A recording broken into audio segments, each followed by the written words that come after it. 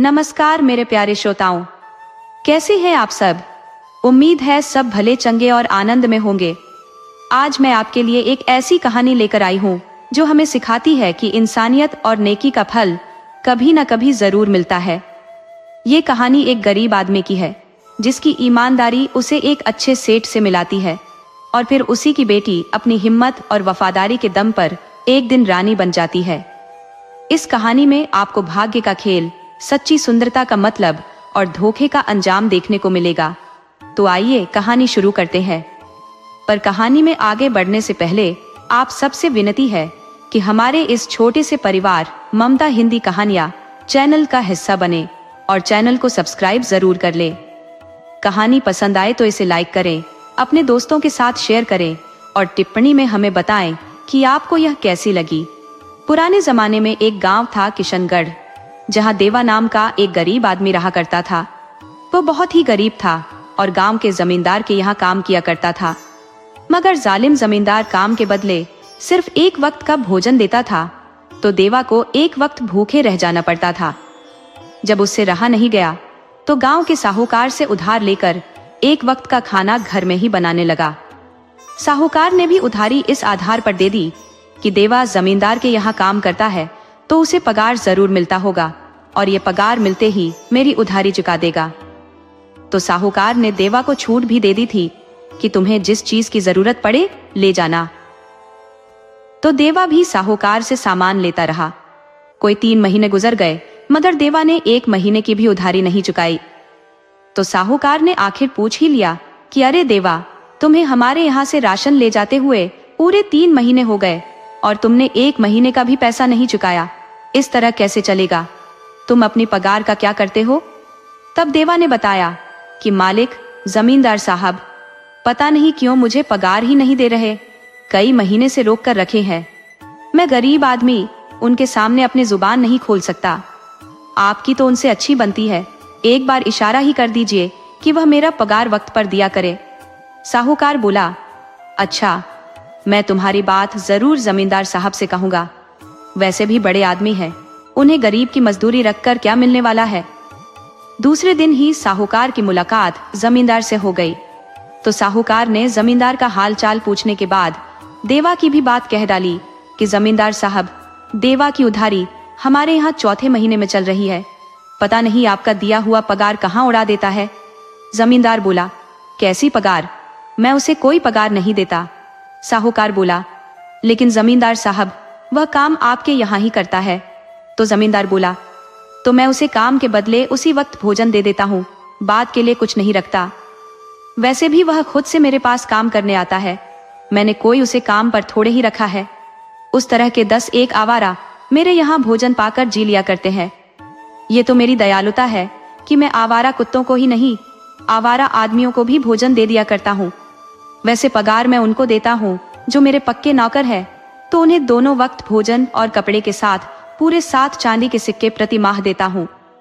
साहूकार को समझ में आ गया कि मैंने जो भी उधारी देवा को दी है सब धर्म खाते में चली गई है, अब उसमें से 1 पाई भी नहीं मिलने वाली। मगर उसका मिजाज देवा पर काफी गर्म हो गया। सोचा कि साला देवैया मुझे अब बना रहा था और राशन मुफ्त में ले जा रहा था।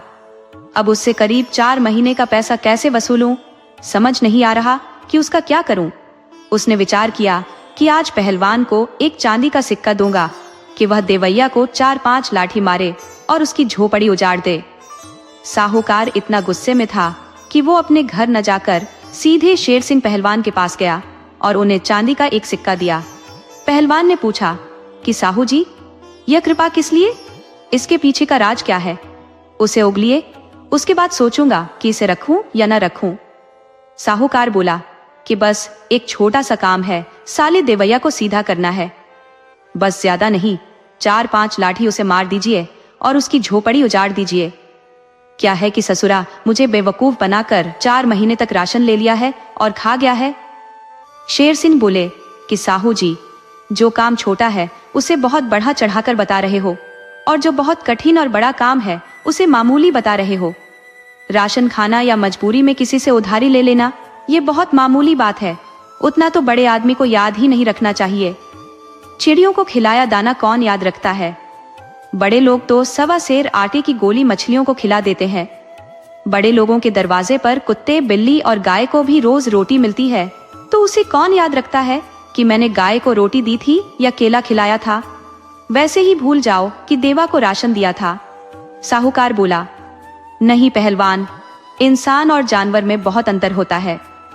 वह मूक प्राणी होते हैं, वह किसी के यहाँ कोई काम नहीं कर सकते, मगर इंसान काम कर सकता है। उसे मुफ्तखोरी नहीं करनी चाहिए, उसे इस चीज की आदत लग जाती है। देवा को यदि राशन माफ कर दिया तो कल को दूसरे भी अब मुफ्त में राशन चाहेंगे।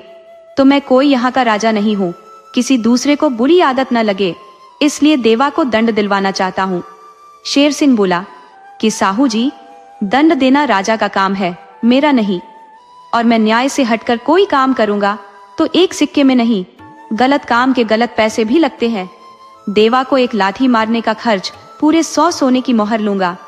5 लाठी मारना है तो उसके 500 लगेंगे, और यदि उसका आसरा उजाड़ना है तो उसके भी 500 लगेंगे। किसी का आसरा उजाड़ना दुनिया के सबसे बुरे कामों में आता है। साहू जी, दुनिया के सबसे बुरे कर्म 5 होते हैं, उसे किसी भी भले आदमी को नहीं करने चाहिए। पहला है किसी की मेहनत की कमाई लूट लेना। दूसरा है कि धोखे से या बहला फुसला कर किसी स्त्री की इज्जत उतार लेना।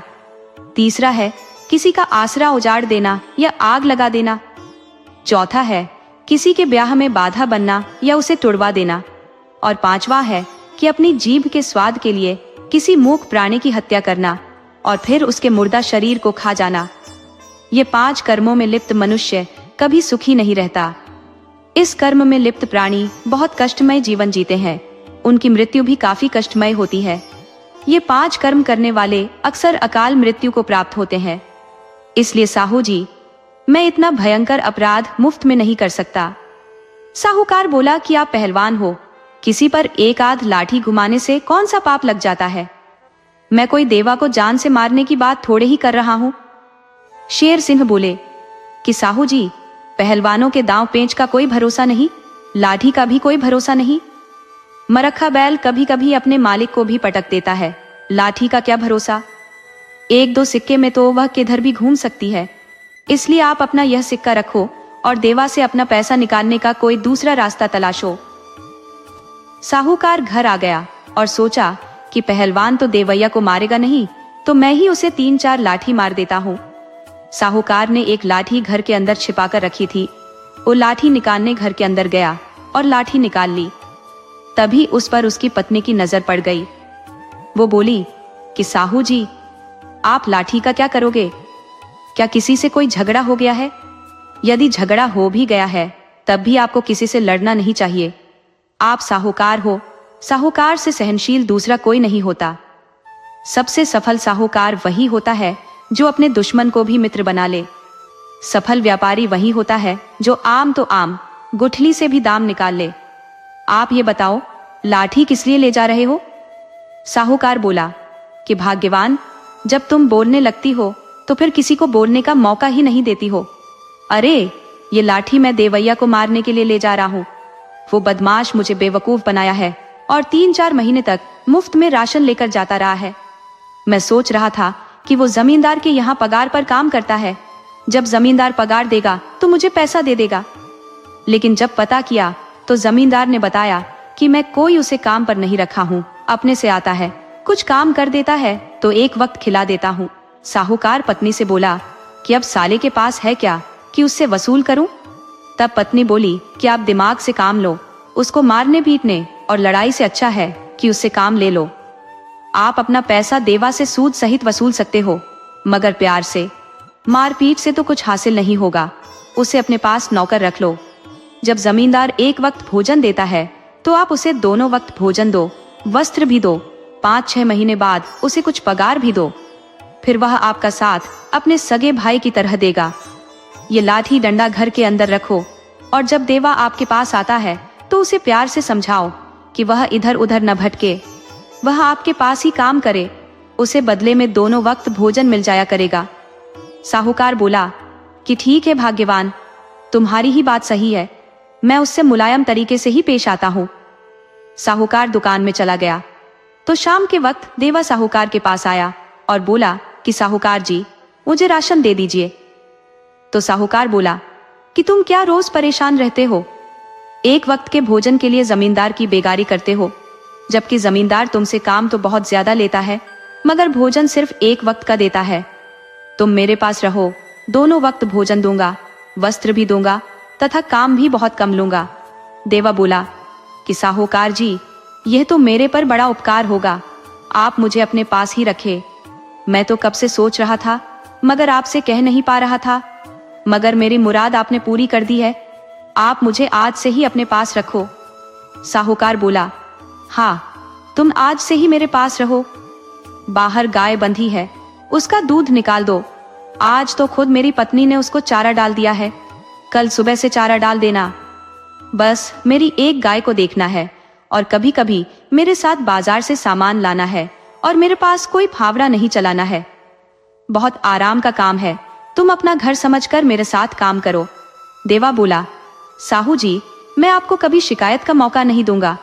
मैंने जिंदगी में बहुत दुख झेले हैं मगर आपकी कृपा से मुझे अब सुख मिल जाएगा।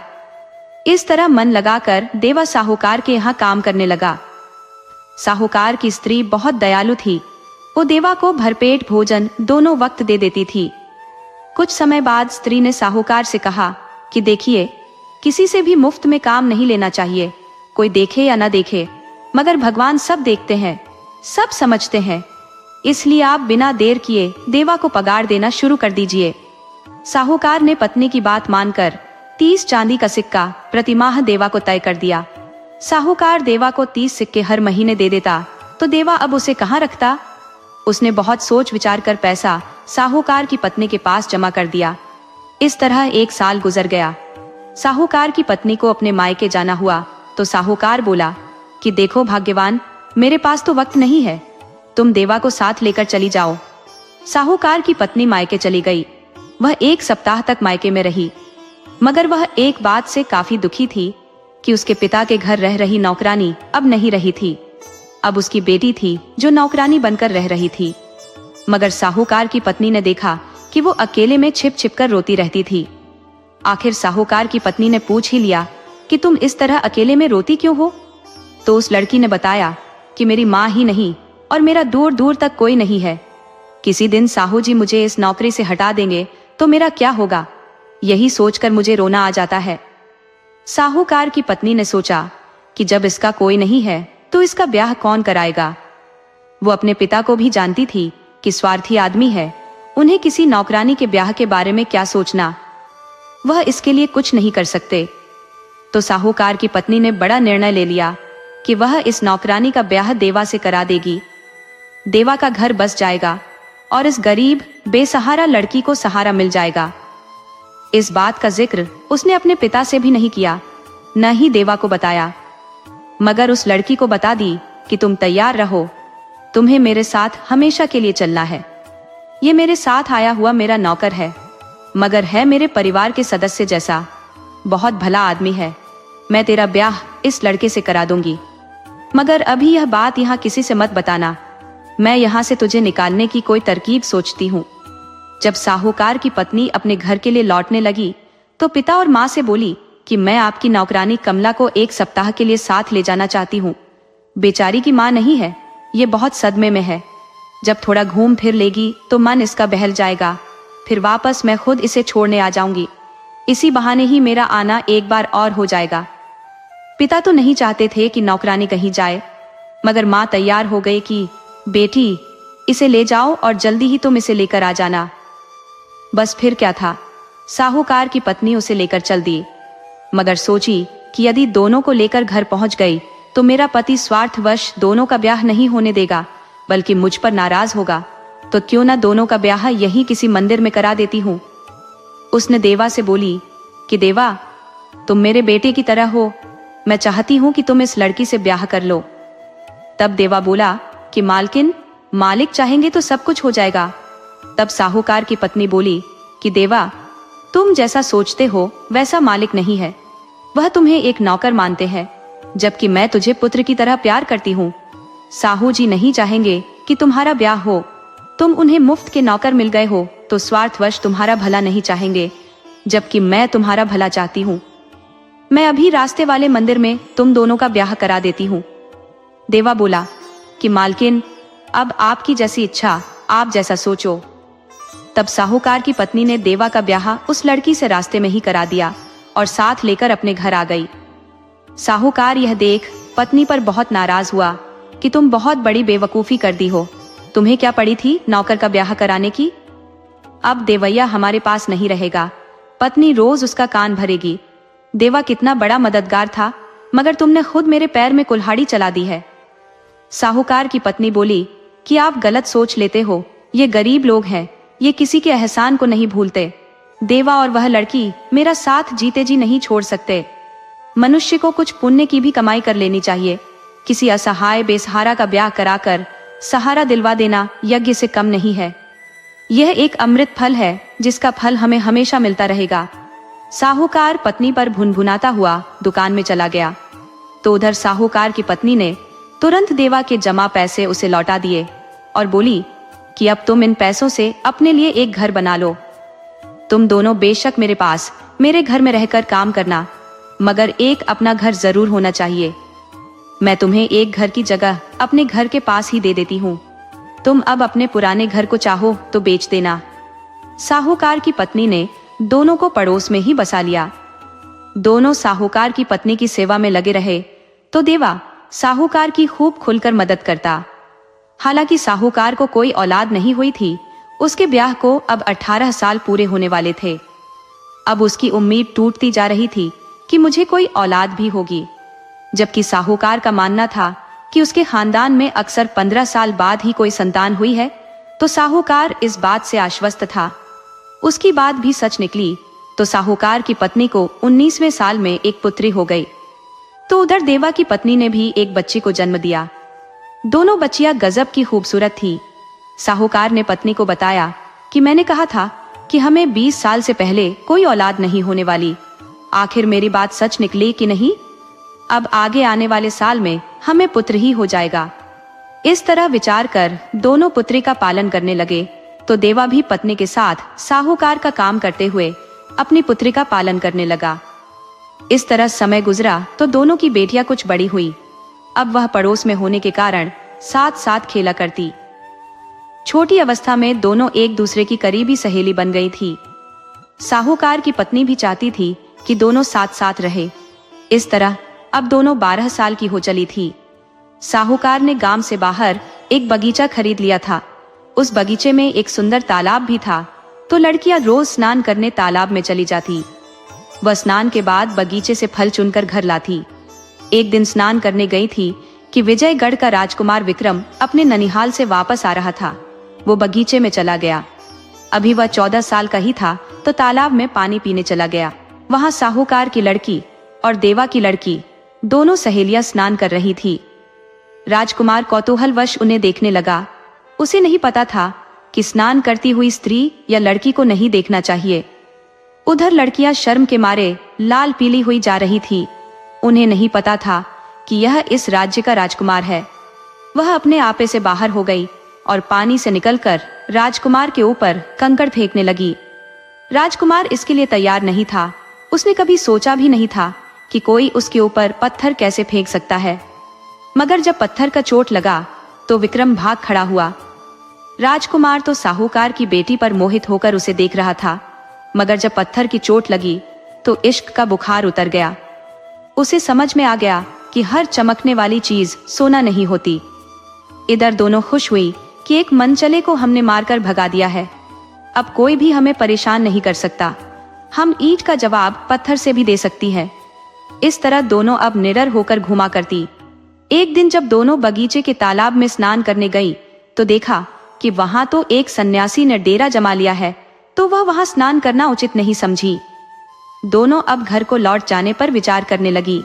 तभी साहूकार की बेटी बोली कि सखी, हम इस महात्मा के पास चलकर अपना भाग्य दिखा लेते हैं। तब देवा की लड़की बोली कि नहीं, हमें महात्मा के पास नहीं जाना चाहिए। हमारे साथ हमारे माता पिता नहीं है। ये महात्मा लोग भी कोई बहुत अच्छे नहीं होते। कोई कोई तो ढोंगी होते हैं, वह लड़कियों से अभद्रता भी कर सकते हैं। तब साहूकार की बेटी बोली कि महात्मा कोई जवान नहीं है जो हमें छेड़ेगा। और छेड़ेगा तो कंकड़ पत्थर से बाग भरा पड़ा है। इतने पड़ेंगे कि महात्मा की नानी याद आ जाएगी। चलो हम महात्मा के पास चलते हैं, वह कुछ नहीं कहेगा। दोनों महात्मा के पास चली गई तो महात्मा बोले कि आओ बालिके, क्या चाहिए तुम्हें, क्यों आई हो बाग में। तब साहूकार की बेटी बोली कि हमें अपने भाग्य आपसे दिखवाने हैं कि हमारे भाग्य में क्या है। महात्मा बोले कि मूर्ख लड़की, अब क्या तेरा भाग्य देखूं? तुम अपने भाग्य को पत्थर से मारकर दूर कर चुकी हो। तुम जैसी दुष्ट बेवकूफ लड़कियां अपनी किस्मत खुद खराब कर लेती हैं। तुमने आज से 3 दिन पहले एक राजकुमार को पत्थर से मारकर भगा दिया था। वह इस राज्य का राजकुमार था। वह तेरे रूप रंग पर मोहित हो गया था, मगर तुमने उसका दिल तोड़ दिया। वो पत्थर की चोट खाकर वापस चला गया। साहूकार की बेटी ने अपना सिर पीट लिया कि वो क्या कर दी। उसे तो पता ही नहीं था कि वो लड़का राजकुमार भी हो सकता है। वो तो उसे मनचला समझ बैठी थी। अब दूसरी लड़की को देखकर महात्मा बोले कि तुम अपनी सहेली के पागलपन में खूब साथ दी हो। तुम अपनी सहेली से भी बड़ी मूर्ख हो। तुम यदि जरा भी उस राजकुमार पर दया दिखाती तो तुम राजकुमार की मंगेतर होती। मगर तेरा भाग्य अब भी प्रबल है। तू एक दिन अपने परिश्रम और वफादारी के बल से इस राज्य की रानी बन जाओगी, मगर इसके लिए तुम्हें बहुत कष्ट भी सहने पड़ेंगे। तुम्हें बहुत साहसिक कदम उठाने होंगे। तुम दोनों की जिंदगी में बहुत उतार चढ़ाव आएगा, मगर तुम उसे हंसकर पार कर जाओगी। महात्मा बोले कि हमने तुम दोनों का भविष्य बता दिया, अब दोनों दक्षिणा देती जाओ। साहूकार की बेटी बोली कि हम कोई दक्षिणा नहीं लिए हैं, बाद में घर से लाकर दे दूंगी। महात्मा बोले कि दक्षिणा में केवल धन ही नहीं होता, तुम्हारे पास बहुत कुछ है दक्षिणा में देने लायक, बस दक्षिणा देने का मन होना चाहिए। अगर मन हो तो फिर दक्षिणा कभी भी दी जा सकती है, कुछ भी दिया जा सकता है। साहूकार की बेटी बोली कि महात्मा जी, आप कुछ ज्यादा नहीं बोल रहे, आपको अपनी उम्र का लिहाज करना चाहिए। तब महात्मा बोले कि बालिके, तुम दोनों महामूर्ख हो। अरे मैं कोई गलत बात नहीं बोलता, तुम दोनों मेरे कहने का अर्थ समझो। तुम बाग का फल, फूल, लकड़ी और तालाब का पानी कुछ भी दे सकती हो। अभी तुम्हारे पास पके फल हैं, उनमें से ही 1-2 दे सकती हो। बस दिल बड़ा हो, देने का साहस हो, तो दक्षिणा हर जगह मौजूद है। अब जब कुछ भी नहीं देना चाहती तो जाओ यहाँ से, मुझे कुछ नहीं चाहिए। लड़कियों ने महात्मा को चुने हुए फलों में से 4-5 दे दिए और घर लौट आई। इस तरह समय गुजरने लगा। अब दोनों पूरी तरह सयानी हो चली थी। तो साहूकार ने बेटी का ब्याह एक बड़े साहूकार के घर कर दिया। उसने मन्नत मांगी थी कि बेटी का ब्याह हो जाने पर 4 धाम की यात्रा करेगा। तो ब्याह हो जाने पर पत्नी के साथ तीर्थ के लिए जाने लगा। तो देवा बोला कि मालिक, जिंदगी भर आपकी सेवा में रहा हूँ, आप मुझे भी तीर्थ करा दो तो मैं भी दुनिया देख लूं। साहूकार तो चाहता ही था कि कोई साथी मिले तो यात्रा आसान हो। वो बोला कि देवा, तुम पत्नी के साथ तैयार हो जाओ, हम साथ चलेंगे। बेटी को यहीं घर की देखरेख में छोड़ दो, मैं अपनी बेटी और दामाद को यहीं बुला लेता हूँ। साहूकार ने अपने दामाद को सूचना दे दी कि वह बेटी के साथ आकर 3-4 महीने यहीं मेरे कारोबार को संभाले। साहूकार देवा के साथ यात्रा पर निकल गया। साथ में दोनों की पत्नियां थी। उधर साहूकार का दामाद पत्नी को साथ नहीं लाया, वह अकेले आ गया। तो देवा की लड़की थोड़ा असहज हुई कि उसके साथ कैसे रह सकती है, मगर वह तो खुश था कि मैं अब इसके साथ भी पत्नी की तरह रह सकूंगा। रात में भोजन के बाद तो वह अपने असली रूप में आ गया। लड़की ने मना किया कि तुम इस घर के मेहमान हो, तुम्हें कोई गलत हरकत नहीं करनी चाहिए। मगर उस पर तो इश्क का भूत सवार था। तो लड़की भी देख ली कि नहीं मानेगा, इसका भूत उतारना पड़ेगा। तो उसने बेलन से उसकी धुनाई करने लगी और मारकर अधमरा कर दिया। उसे लगा कि मैंने कुछ ज्यादा ही मेहमान का स्वागत कर दिया है, शायद अब यह मर जाएगा। तो वह डर गई और घर छोड़कर रात में ही जंगल में भाग गई। जंगल में चंद्रनगर की राजकुमारी आई हुई थी। उसने रात में जंगल में डेरा जमा लिया था। देवा की लड़की भागती हुई उसी स्थान पर पहुंच गई। तब राजकुमारी उसे अपने पास बुला ली और इतनी रात में अकेले आने का कारण पूछा। तो लड़की ने उसे सच बता दिया। तो राजकुमारी बोली कि तुम मेरे साथ रहो, मैं तुम्हें अपनी दासी बना लेती हूँ। राजकुमारी बोली कि मेरा नाम रूपमती है, मैं चंद्रनगर की राजकुमारी हूँ, तुम मेरे साथ रहना, मगर अंधी बनकर। मैं क्या करती हूँ, किससे मिलती हूँ, इससे तुम्हें कोई मतलब नहीं होना चाहिए। लड़की बोली कि राजकुमारी, मेरा नाम पार्वती है, मैं आपकी दासी हूँ, मालकिन नहीं। मुझे आपकी सेवा से मतलब रहेगा। राजकुमारी उसे लेकर अपने महल लौट गई। उधर राजकुमार विक्रम अब राजा बन चुका था। राजा बिल्कुल नया था, अभी तो उसकी शादी ही नहीं हुई थी। उससे ब्याह के लिए बहुत दूर देश के राजा महाराजाओं की राजकुमारियों के लिए रिश्ते आ रहे थे। परंतु विक्रम को एक धुन सवार हो गई थी कि ब्याह करूंगा तो संसार की सबसे सुंदर राजकुमारी से। वो जब से साहूकार की बेटी को देखा था तो सुंदरता पर आशिक हो गया था। उधर राजा के गुरु ने उन्हें चेताया कि किसी चीज की अति ठीक नहीं होती। अक्सर साधारण औरतें ही पति का साथ मरते दम तक निभाती हैं। आज आपको बहुत सुंदरता के चक्कर में न पड़कर एक स्वस्थ और सुंदर चरित्र वाली लड़की से ब्याह कर लेना चाहिए। आप राजा हो, आपको खुद सुंदर कार्य कर प्रजा के दिल में राज करना चाहिए।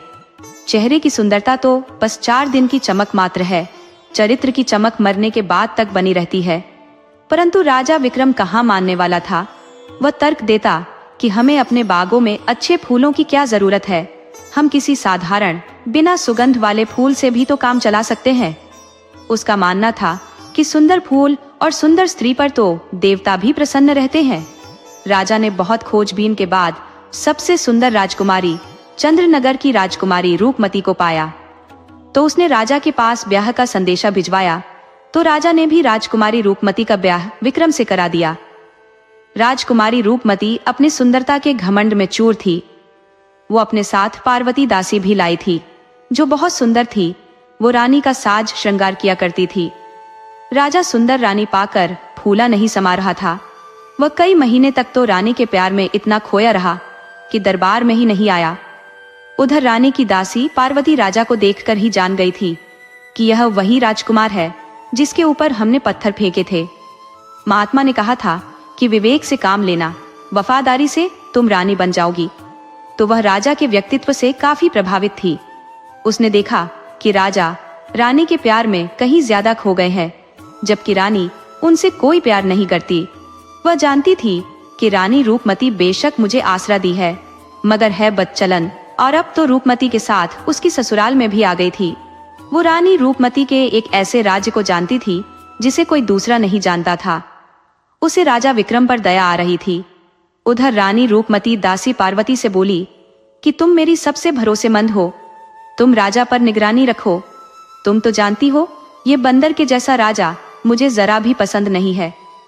पार्वती जानती थी कि राजा रानी से कहीं ज्यादा सुंदर है, मगर रूपमती अपने नौकर के इश्क में पागल है, इसकी आंख अंधी हो गई है। मगर पार्वती को तो किसी भी तरह राजा से नजदीकियां बढ़ानी थी, तो वह रानी के कहे अनुसार राजा की दासी बन गई और राजा की भलाई के लिए काम करने लगी। जबकि रूपमती ने तो उसे राजा को नुकसान पहुंचाने के लिए नियुक्त किया था, मगर पार्वती राजा पर कोई आंच नहीं आने देना चाहती थी, ताकि एक धर्मनिष्ठ राजा बर्बाद होने से बच जाए। हालांकि उसे पता था कि वह रानी के रहते रानी नहीं बनने जा रही, फिर भी उसे महात्मा के कथन पर पूरा भरोसा था। उसकी अंतरात्मा उसे राजा की मदद करने को कह रही थी। वह रानी की दासी थी और ससुराल से आई थी, तो राजा दासी से मजाक भी कर लिया करता था। लेकिन अब तो राजा की खास दासी थी, तो बातों बातों में राजा से मजाक में कही कि महाराज, दीदी जी के अलावा भी कोई काम देख लिया करे। दरबार में आपकी प्रजा रोज निराश हो लौट जा रही है, कुछ ख्याल उनका भी किया करे। राजा रानी रूपमती के प्यार में पागल था। दासी की बात सुना तो जैसे नींद खुल गई। महीने गुजर गए थे, परंतु राजा के किसी भी शुभ चिंतक ने इतना साहस नहीं जुटा पाया था कि उसके कर्तव्यों को याद दिलाए। राजा दासी पार्वती पर बहुत खुश हुआ। राजा बोला, तुम मेरी एक अच्छी मार्गदर्शक हो, तुम निडर होकर मुझे अच्छी सलाह देती रहना। तुम्हें मेरे साथ की गई गुस्ताखियों के लिए भी कोई सजा नहीं मिलेगी। राजा से इतनी बात सुनने के बाद पार्वती दासी का राजा के प्रति और प्रेम बढ़ गया। राजा अब अपने कर्तव्य के प्रति सजग हो गया और ज्यादा समय दरबार और प्रजा में देने लगा। पूरे 6 महीने बाद राजा को देख प्रजा के चेहरे खिल उठे। उन्हें राजा के प्रति जो निराशा थी वह खत्म हो चुकी थी। राजा पहले से भी ज्यादा जोश खरोश से प्रजा के लिए काम करने लगा। राजा प्रजा में इतना व्यस्त हो गया कि अब रानी से मिलने का विशेष समय ही नहीं दे पा रहा था। पहले तो रोज घंटों रानी की खूब प्रशंसा किया करता था, उनके लिए प्रेम के गीत पढ़ा करता था, परंतु राज दरबार में व्यस्तता के कारण रानी की प्रशंसा तो दूर, उसके लिए समय नहीं निकाल पा रहा था। वही रानी रूपमती की एक बुरी आदत थी कि उसे हर हाल में एक पुरुष का साथ चाहिए था। वो पर पुरुषगामी भी थी, मगर यहाँ उसे कोई नहीं मिल पा रहा था। राजा भी अब उसे कम समय दे पा रहा था। ये बात पार्वती अपनी आंखों से देख चुकी थी, परंतु वह राजा से कहे तो कैसे कहे। उसने एक दिन इशारे में राजा से कहा कि बिना प्यार के स्त्री बिगड़ने लगती है और बिना फेरे घोड़े बिगड़ जाते हैं, अतः आपको इन बातों का ख्याल रखना चाहिए। राजा ने दासी की बातों को सिर्फ मजाक में लिया। उधर जब रानी ने देखा कि राजा उसके प्रति उदासीन होता जा रहा है, न तो कोई तारीफ करता है और न ही प्यार करता है, और अब उसका प्रेमी भी यहाँ नहीं मिल सकता, किसी दूसरे पुरुष का साथ नहीं मिल सकता, तो उसने नाटक करना शुरू कर दिया। वह बीमार रहने लगी। राजा पहले तो इस बात को हल्के में लिया और राज्य वैद्य को उपचार के लिए लगा दिया, परंतु रानी बीमार हो तब तो ठीक हो, वह तो नकली रोगी थी, उसको तो प्रेम का रोग था। दासी पार्वती ने फिर एक बार राजा से इशारा किया कि आप रानी रूपमती को वक्त दें। रानी खतरनाक रोग की रोगी है। इस तरह के रोग दवा से नहीं बल्कि प्यार पाने से ठीक हो जाते हैं। परंतु राजा ने दासी की बात पर ध्यान नहीं दिया। उधर रानी की बीमारी दिन प्रतिदिन बढ़ने लगी। राज्य वैद्य की दवा बेकार होती जा रही थी। राजा पहली बार परेशान हो उठा। उसने दूसरे राज्य से वैद्य बुलाने के लिए अपने मंत्री को आदेश दिया। मंत्री ने कई राज्यों से वैद्य बुलाए, परंतु विद्वान वैद्यों ने बताया कि हमारे समझ से रानी को कोई रोग नहीं है। अगर कोई नया रोग है तो हमारे बस की बात नहीं है। एक दिन रानी रूपमती के मायके से एक वैद्य आया और राजा से बताया कि मैं राजकुमारी रूपमती का पुराना वैद्य हूँ, उसके हर रोग को ठीक कर सकता हूँ, मैं रानी के इस रोग को ठीक कर सकता हूँ। पार्वती दासी उसे देखते ही घबरा गई कि यह तो रानी रूपमती का प्रेमी है, मायके में खुल्लम खुल्ला राजकुमारी से मिला करता था, यह वैद्य कब से बन गया? अवश्य ही रानी ने इसे अपनी आग बुझाने के लिए बुलाया है। शायद राजा विक्रम के साथ कोई अनहोनी घटना घटने वाली है। पार्वती अभी सिर्फ एक दासी थी, वह राजा और रानी के मामले में हस्तक्षेप नहीं कर सकती थी और न ही सच्चाई उजागर कर सकती थी। वह जानती थी कि बड़े लोग सिर्फ निर्दोष को ही बलि का बकरा बनाते हैं। रानी रूपमती जरा सी गलती पर फांसी चढ़वा सकती है, मगर पार्वती भयभीत रहते हुए राजा के प्रति वफादार थी। शाम में वैद्य बने रानी के प्रेमी ने कहा कि महाराज, रानी जी की स्थिति ठीक नहीं है, उन्हें ठीक से इलाज की जरूरत है, 1 हफ्ते तक हमें रानी के साथ ही रहना होगा। राजा बोला, आप 1 महीने तक रानी के साथ रहो, परंतु रानी को ठीक कर दीजिए। नकली वैद्य यही तो चाहता था, उसे तो बिन मांगे मुराद मिल गई। रात के समय राजा की सेवा करते वक्त दासी पार्वती बोली कि महाराज, रानी के पास किसी अनजान व्यक्ति को रहने की अनुमति देकर आपने अच्छा नहीं किया। राजा बोला, इसमें कोई बुराई नहीं है, रानी बीमार है, उसे वैद्य की आवश्यकता है, और वैद्य से किसी बीमार को क्या खतरा हो सकता है? तुम बेवजह बहुत शंका करती हो, तुम्हें रानी के प्रति कोई शंका नहीं करनी चाहिए। रानी इस वक्त बीमार है और बीमार के साथ मजाक कतई अच्छा नहीं है। तुम मेरी भरोसेमंद दासी हो, रानी के बाद यदि किसी पर भरोसा करता हूँ तो तुम पर करता हूँ, और तुम बिना सिर पैर की बातें करोगी तो मेरा भरोसा तुम पर से उठ जाएगा। दासी पार्वती बोली, क्षमा करें महाराज, गलती हो गई, परंतु क्या करूं, आपकी और रानी की सुरक्षा को लेकर चिंतित रहती हूँ। राजा बोला, इतने सुरक्षा कर्मियों के रहते तुम्हें कोई चिंता करने की जरूरत नहीं। राजा इस तरह आराम से सो गया। सुबह में पता चला कि राजा तो दरबार में है ही नहीं। पार्वती ने पूरे महल में छान मारा, परंतु राजा का कोई अता पता नहीं चला। उसने अपनी साथी दासी से रानी का हाल जाना, तो वह भी रानी के प्रेम प्यार को जानती थी। उसे भी नकली वैद्य के विषय में पता था। वह जानती थी कि वह वैद्य नहीं, रानी का मायके का प्रेमी है, और यहाँ रानी ने ही उसे बुलवाया है। वह रानी की कट्टर पक्षधर थी, उसे रानी को प्रेमी से मिलना अच्छा लगता था। उसने पार्वती से बताया कि रानी ने आज रात भर मजे लूटे हैं। जो मजा रानी को प्रेमी में मिलता है, वह राजा में कहाँ था? पार्वती ने उससे पूछा कि चलो ये सब तो ठीक है, परंतु राजा कहाँ चला गया? उसके बारे में भी तो कुछ जानकारी होनी चाहिए। तो वह दासी बोली, बहन पार्वती, इसके बारे में तो मुझे भी नहीं मालूम, परंतु खबर लगते ही तुम्हें अवश्य बताऊंगी। वैसे इन सब बातों से हमें क्या लेना देना? कोई भी राजा बने या रहे, हमें क्या फर्क पड़ता है?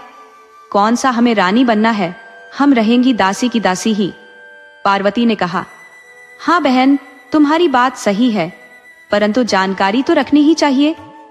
पार्वती ने राजा से इस कदर लगाव लगा लिया था, उसे राजा से प्यार हो गया था, परंतु दासी थी तो प्रेम का इजहार नहीं की थी। अब राजा ही गायब हो चुका था। वह जानती थी कि इसमें रानी और उसके प्रेमी का हाथ है। इधर मंत्री से लेकर सेनापति तक सभी परेशान थे।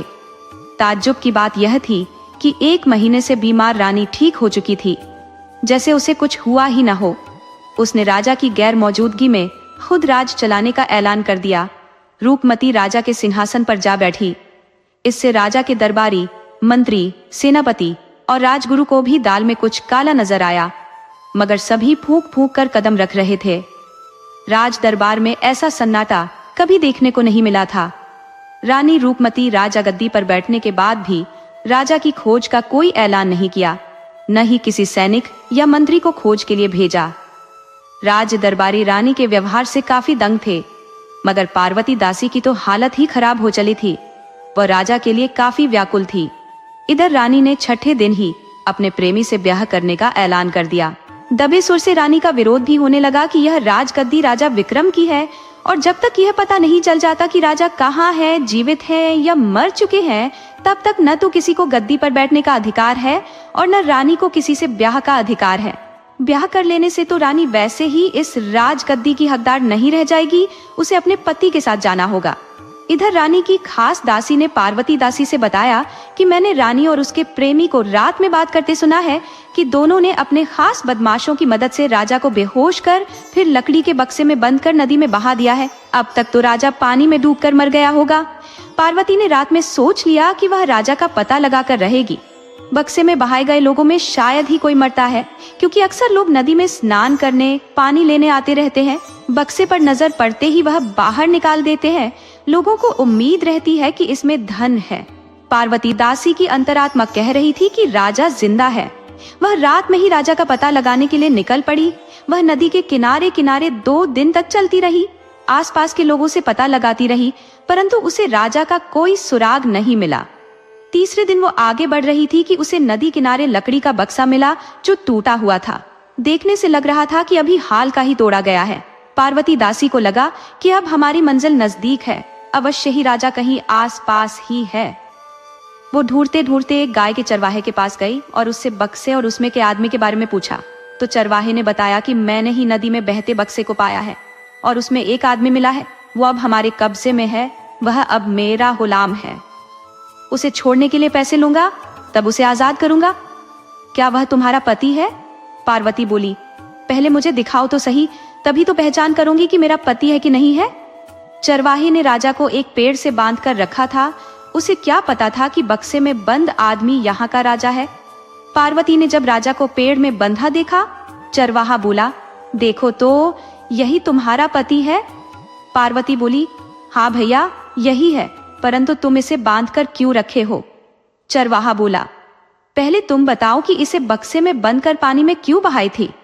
पार्वती बोली, भैया इसे मैंने नहीं, चोरों ने बहा दिया था।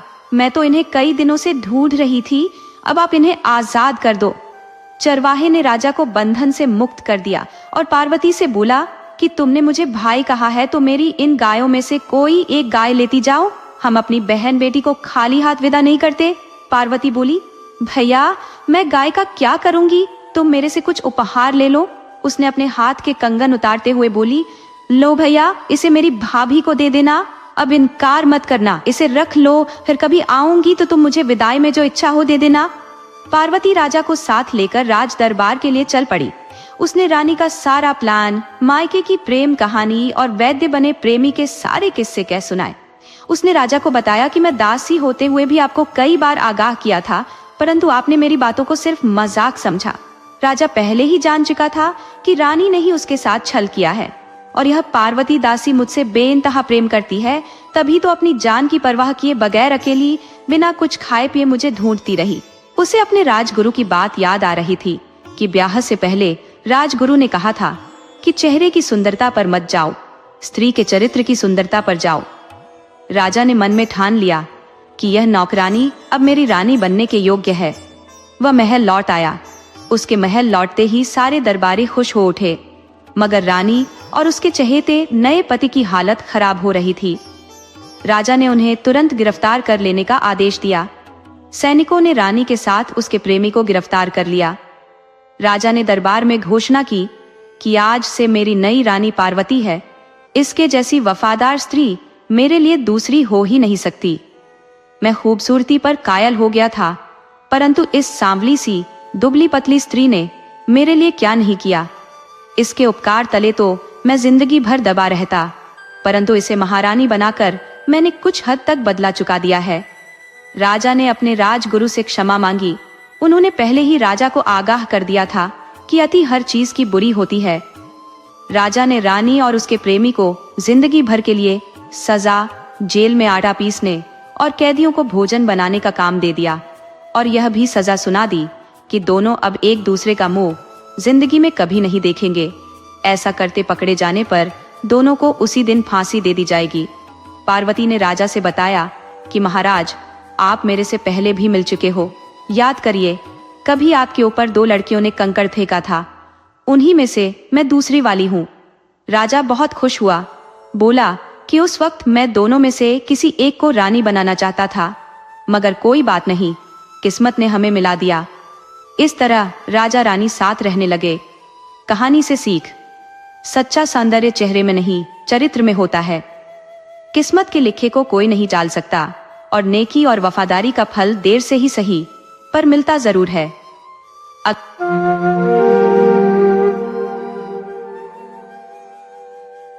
आज मैं आपके लिए एक ऐसी कहानी लेकर आई हूँ जो सिखाती है कि जब सारे रास्ते बंद हो जाए तब भी उम्मीद नहीं छोड़नी चाहिए। ये कहानी एक ऐसी लड़की की है जिसे उसका सगा भाई ही धोखा देकर जंगल में मरने के लिए छोड़ देता है, पर फिर किस्मत उसे एक ऐसा मौका देती है कि वह रानी बन जाती है। यह कहानी विश्वासघात, चमत्कार और न्याय की है। तो आइए कहानी शुरू करते हैं। बहुत पुराने समय की बात है।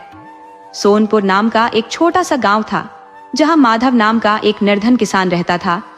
उसके पास अपनी कोई जमीन नहीं थी, तो वह दूसरे का खेत पट्टे पर लेकर खेती किया करता था।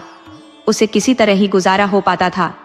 खेती के लिए सिंचाई का कोई साधन नहीं था, तो कभी कभी उसे सूखे की मार भी झेलनी पड़ती थी, तो कभी ज्यादा बारिश उसकी फसल को बाढ़ में बहा ले जाती थी। बहुत कठिनाइयों से उसकी अपनी जिंदगी गुजर रही थी। बहुत मुश्किल हालात में होने की वजह से वह अपनी जीवन की जरूरी जरूरतों को भी भूल गया था। उसकी उम्र धीरे धीरे निकलती जा रही थी, मगर उसे याद ही नहीं रहा कि उसे ब्याह करना है, उसे अपना घर भी बसाना है। धीरे धीरे वह 30 की उम्र पार कर गया, मगर उतना नहीं कमा पाया कि एक अच्छा घर बना सके और कुछ पैसे इकट्ठा कर कुछ बचत कर सके।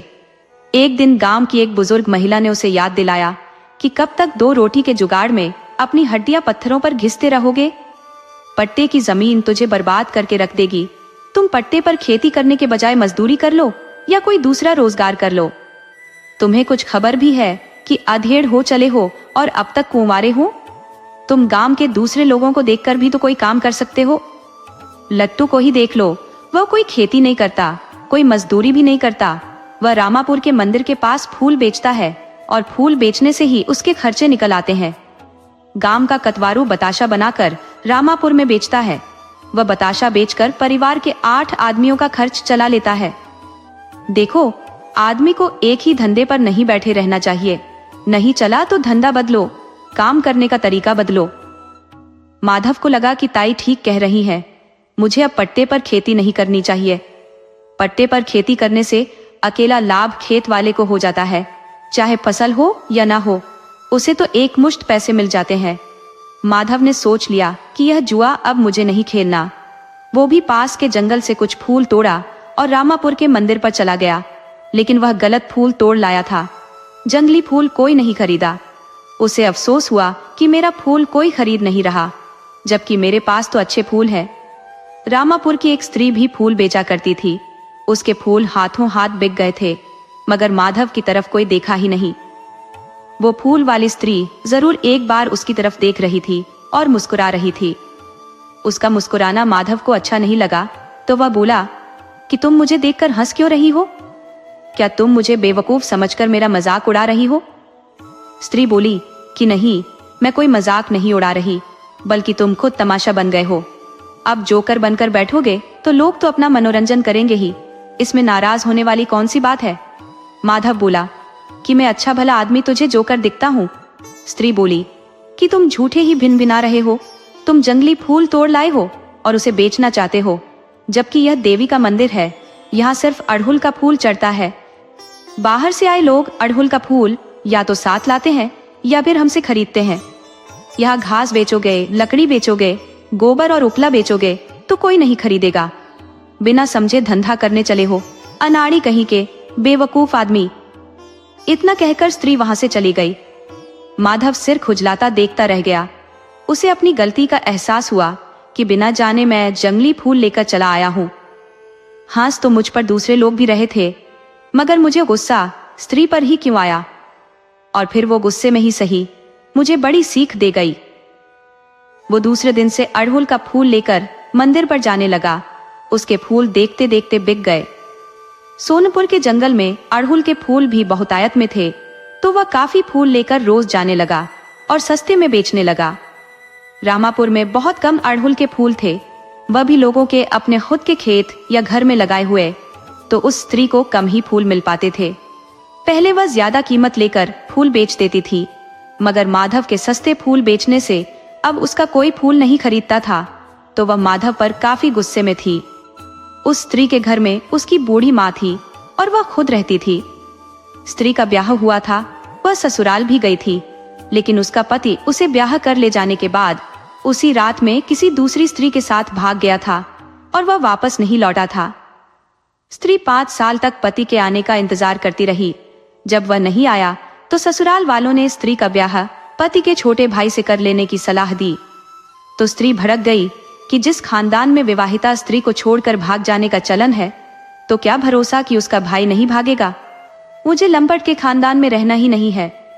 स्त्री मायके लौट आई। माँ ने बेटी के ब्याह के लिए कई जगह बात चलाई, लेकिन बेटी ने ब्याह से इनकार कर दिया। बोली कि मुझे ब्याह करना ही नहीं है, सारे के सारे पुरुष धोखेबाज होते हैं, मैं पुरुषों पर भरोसा कर ही नहीं सकती। स्त्री माँ से बोली कि मैंने खुद अपनी आंखों से देखा है कि एक पुरुष अपनी पत्नी के साथ जा रहा है। रास्ते में वह एक दूसरी स्त्री को जाते हुए देखता है, तो वह पत्नी के साथ होते हुए भी पराई स्त्री को पलट कर देखने लगता है, और तब तक देखता है जब तक कि वह आंखों से ओझल नहीं हो जाती। माँ, पुरुष का मन एक स्त्री पर रह ही नहीं सकता।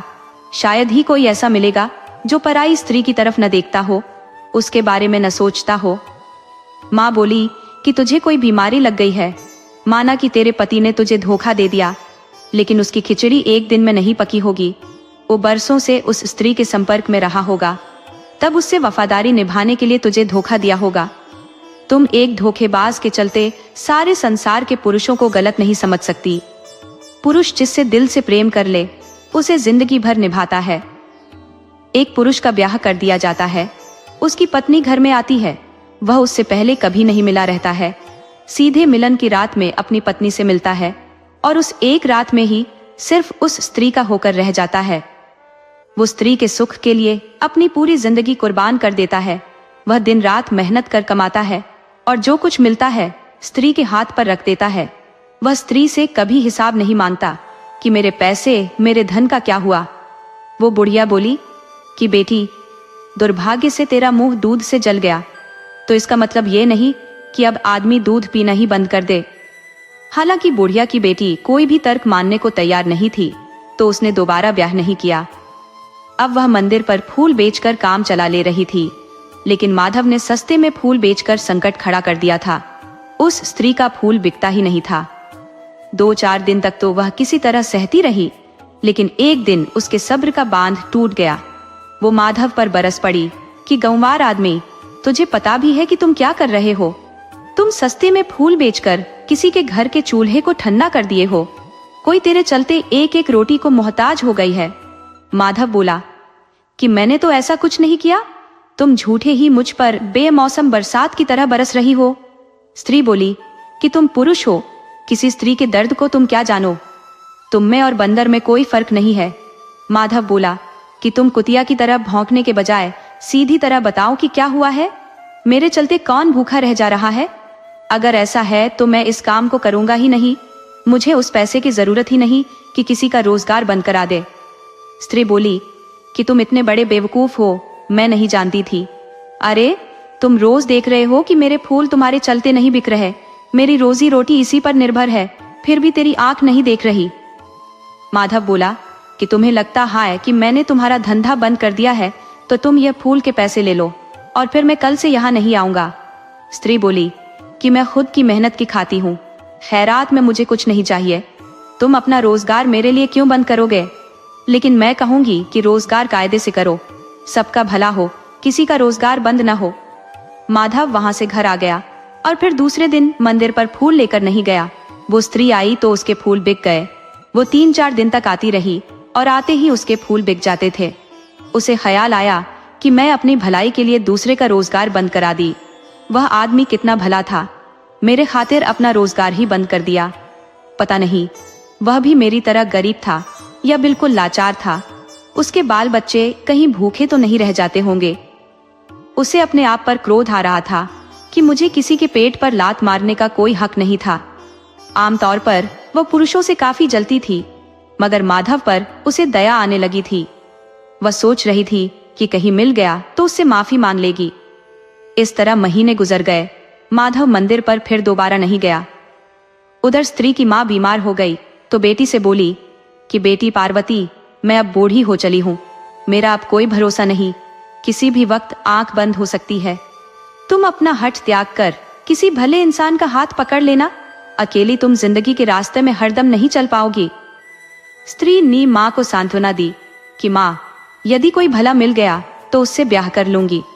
मुझे पता चल गया है कि दुनिया में भले लोग भी रहते हैं जो दूसरे के सुख के लिए अपना सुख कुर्बान कर देते हैं। उसने माँ से माधव के बारे में बताया तो माँ बोली कि वह आदमी भी तेरे लिए भला था। तब पार्वती बोली कि माँ, वह विवाहित भी तो हो सकता है। तब माँ बोली कि नहीं बेटी, वह विवाहित नहीं था। अगर विवाहित होता तो वह कभी अपना रोजगार बंद नहीं करता। उसे तेरी नहीं, अपनी पत्नी और बच्चे की फिक्र होती। किसी के मरने जीने से उसे मतलब नहीं होता। वह एक भला आदमी है। अगर कहीं जिंदगी में दोबारा मिल जाए तो उससे ब्याह कर लेना। बुढ़िया बेटी से बातें करते हुए ही निकल ली। बेटी पार्वती अकेली बच गई।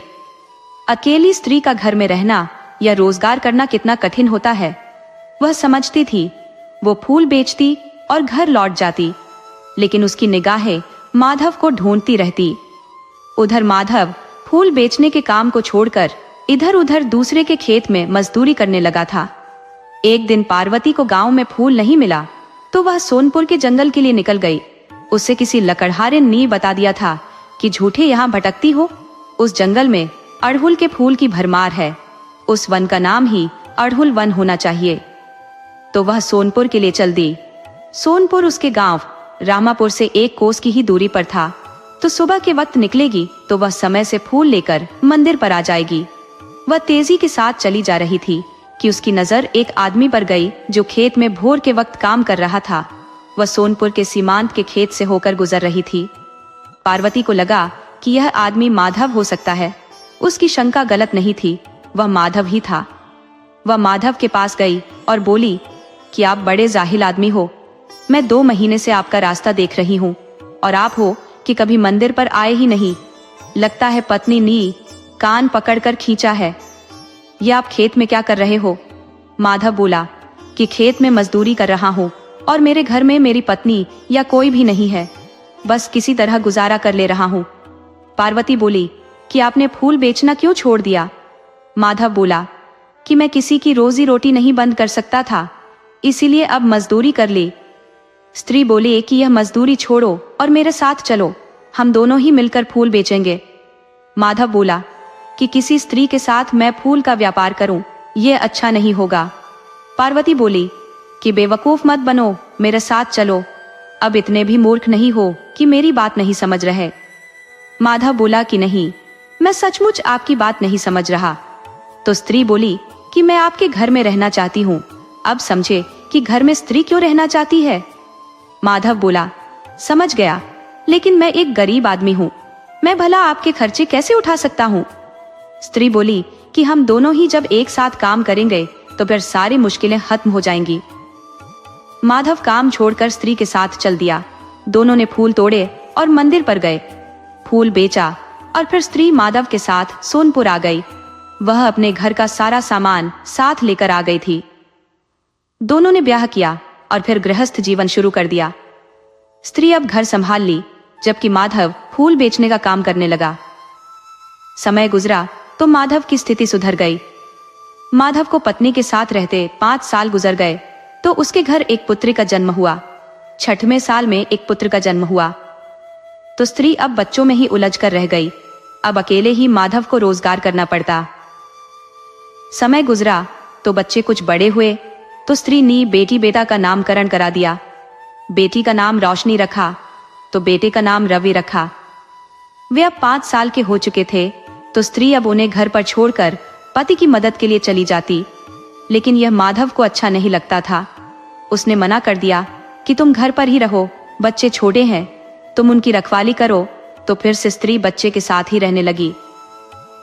एक दिन भोर के वक्त ही माधव जंगल के पास में फूल तोड़ने चला गया। उसका संयोग बिगड़ा और उसका पैर एक विषैले सांप के ऊपर पड़ गया और सांप ने डस लिया। सुबह के वक्त कोई भी जंगल के आसपास नहीं था कि माधव की मदद कर सके, तो माधव वहीं गिरकर मर गया। घर में पत्नी इंतजार करती रही कि दोपहर हो गया, अभी तक वापस नहीं आए। तभी गांव के एक आदमी ने खबर दी कि माधव जंगल में मर गया है, शायद उसे किसी विषैले जीव ने काट लिया है। स्त्री के ऊपर तो जैसे पहाड़ टूट पड़ा। अब उसे अकेले ही बच्चों को संभालना था और फिर रोजगार भी करना था। समय के साथ रामापुर के मंदिर पर फूल बेचने वालों की संख्या बहुत ज्यादा हो गई थी, तो अब उतने पैसे भी नहीं मिल पाते कि दोनों वक्त का काम चल सके।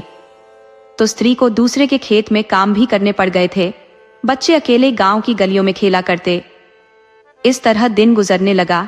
अब बच्चे बड़े हो चुके थे। रोशनी और रवि माँ की मदद करने लगे थे। स्त्री नहीं चाहती थी कि मेरे बच्चे किसी के यहाँ मजदूरी करें, खासकर बेटी को तो वह किसी के घर भेजना ही नहीं चाहती थी। तो उसने अपना नया रोजगार तलाश लिया। अब वह लकड़ी काट कर पास के बाजार में बेचती। उससे उसे कोई बहुत ज्यादा पैसा तो नहीं मिल पाता, लेकिन उतना तो मिल ही जाता कि तीनों का पेट भर सके। तो उनकी जिंदगी गुजरने लगी। स्त्री को बेटी की भी चिंता सता रही थी कि किसी तरह बेटी का ब्याह कर दूं, लेकिन उसके चाहने से आय नहीं बढ़ने वाली थी। उसे समझ में ही नहीं आ रहा था कि क्या करूं। वो रोज बेटा बेटी को लेकर जंगल में चली जाती। एक दिन तीनों जंगल में गए थे कि रोशनी ने देख लिया कि एक आम के पेड़ पर बहुत ऊंचाई पर पका हुआ आम लटका है। तो भाई से बोली कि रवि, उसे तोड़ ला। माँ ने दोनों को मना किया कि नहीं, पेड़ पर मत चढ़ना, आम बहुत ऊंचाई पर है और पतली टहनी पर है, तुम लोग ढीला फेंक कर उसे नीचे गिरा दो। तब रोशनी बोली कि आम बिल्कुल पक चुका है, ऊपर से गिरते ही फट कर खराब हो जाएगा, मैं इसे तोड़ लाती हूँ। माँ मना करती रही, लेकिन रोशनी नहीं मानी और पेड़ पर चढ़ गई। वो पतली टहनी के पास जाकर आम को तोड़ भी ली, लेकिन उसके हाथ से आम छूट गया। वह उसे पकड़ लेने की कोशिश की तो संतुलन बिगड़ गया और वह जमीन पर गिर पड़ी। उसके सिर में काफी चोट लग गई। वो बेहोश हो गई। संयोग था कि सिर फटा नहीं था। माँ ने पानी छिड़क कर बेटी को होश में लाई, लेकिन रोशनी कुछ देख नहीं पा रही थी। वो माँ से बोली कि माँ, मुझे कुछ दिख क्यों नहीं रहा, क्या भयानक रात हो गई है? माँ बोली कि नहीं बेटी, रात नहीं हुई है, अभी तो तुम दिन के उजाले में ही हो, लेकिन तुझे दिखता क्यों नहीं? रवि बोला कि माँ, लगता है दीदी की आंखों की रोशनी चली गई है, हमें तुरंत इसे वैद्य को दिखाना चाहिए। माँ बेटा रोशनी को सहारा देकर घर लाए तथा रामापुर से वैद्य को बुलाकर रोशनी को दिखाए। वैद्य ने दवा दी और बोला कि 1 सप्ताह की दवा है, इसे समय से देते रहना, भगवान की कृपा हुई तो ठीक हो जाएगी, वरना 1 सप्ताह में ठीक नहीं हुई तो फिर कभी ठीक नहीं हो पाएगी। इसके सिर में गंभीर चोट लगने से आंखों की रोशनी गई है। 1 सप्ताह तक ठीक होने का मौका बनता है। वैद्य चला गया। माँ उसे समय से दवा देती रही, फिर भी उसकी आंखों की रोशनी नहीं आई। दोबारा माँ वैद्य के पास गई तो वैद्य ने साफ मना कर दिया कि अब कोई कुछ नहीं कर सकता, तुम व्यर्थ में पैसा मत बर्बाद करो। हालांकि माँ तो माँ थी, उसे वैद्य की बातों पर विश्वास नहीं हुआ तो कई वैद्यों के पास गई, लेकिन सबने हाथ खड़े कर दिए। तब स्त्री को विश्वास हो गया कि अब बेटी की आंखें कभी ठीक नहीं हो पाएंगी। वह घर लौट आई। उसका जीवन दुखों से भरा था। भरी जवानी में पहला पति उसे पहली रात में ही बिना मिले छोड़कर भाग गया था। दूसरा उसके मनमाफिक मिल गया, लेकिन भगवान ने उसे छीन लिया। जवानी की दहलीज पर बेटी की आंखें चली गईं। अब उससे कौन ब्याह करेगा? अंधी का कौन सहारा बनेगा? या तो अच्छी भली का भी कोई साथ नहीं देता, तो इस अंधी को कौन ब्याह कर ले जाएगा? वह बेटी की चिंता में बहुत परेशान रहने लगी। उसने बेटे से बोली कि बेटा रवि, इस जिंदगी का कोई ठिकाना नहीं, मेरा कोई भरोसा नहीं कि कब तक जी पाऊंगी, लेकिन तुम पर मुझे पूरा भरोसा है। तुम बहन का साथ कभी मत छोड़ना। रवि ने भी आश्वासन दिया कि माँ, मैं जीते जी बहन को कोई तकलीफ नहीं होने दूंगा, तू इसकी जरा भी चिंता मत कर। और फिर तुम कोई मरने थोड़े ही जा रही हो, तुम देखती रहना, मैं बहन को अनुभव ही नहीं होने दूंगा कि कष्ट भी कुछ होता है। बेटा भले ही माँ को सांत्वना दे रहा था, लेकिन माँ का दिल था, वो बेटी के लिए चिंतित थी। माँ बेटी की चिंता में खाना पीना भूल गई। उसकी आंखों की नींद गायब हो गई। कुछ दिन में ही वह कमजोर हो गई। पहले रोशनी देख पाती थी तो माँ का बहुत ख्याल रखती थी, उसे 3 वक्त भोजन खिलाकर मानती थी। अब तो सिर्फ माँ से कह सकती थी, उसे देख कुछ नहीं सकती थी। वो देख भी नहीं सकती थी कि अब माँ कैसी है, खाई है या बिना खाए सो गई है। माँ दिन प्रतिदिन कमजोर होती गई और एक दिन बीमार पड़ गई। अकेले काम करते हुए रवि बहुत थक जाता था। माँ जब बीमार पड़ी तो वह बहुत चिंतित हुआ। उसके लिए दवा लाया। वह चाहता था कि माँ की सेवा करूं कि जल्दी ठीक हो जाए, लेकिन उसे फुर्सत कहाँ थी। घर बैठ जाता तो उसके घर के खर्चे कैसे चलते? उसके पिता ने कोई जागीर नहीं छोड़ी थी, विरासत में मजदूरी मिली थी, तो वह कठिन परिश्रम कर परिवार चलाने लगा था। माँ पर ध्यान नहीं देने से उसकी सेहत गिरती गई। उसे लगा कि अब नहीं बच पाएगी, तो बेटे रवि को बुलाकर आखिरी बार कही कि बेटा, लगता है मैं नहीं बच पाऊंगी, तुम मेरे जाने के बाद भी रोशनी का ख्याल रखना। माँ इतना कहने के बाद दुनिया छोड़ दी तो रवि ने भी ठान लिया कि बहन को जिंदगी में कोई कष्ट नहीं होने देगा। वो बड़ी मेहनत करता और बहन के लिए अच्छा खाने का प्रबंध करता। उसके लिए कभी अच्छे वस्त्र तो कभी अच्छी मिठाई लाता। रोशनी अपने भाई पर बहुत खुश रहती। वह भगवान का शुक्र मनाती कि मुझे ऐसा प्यारा भाई मिला है। इस तरह दोनों को साथ रहते 4 साल गुजर गए। वो रोज जंगल में लकड़ी काटने जाता और उसे बेच देता, फिर घर चला आता। एक दिन उसने देखा कि एक लड़की भी जंगल में अकेले लकड़ी काटने आती है और अकेले ही उसे ले जाकर बाजार में बेचती है।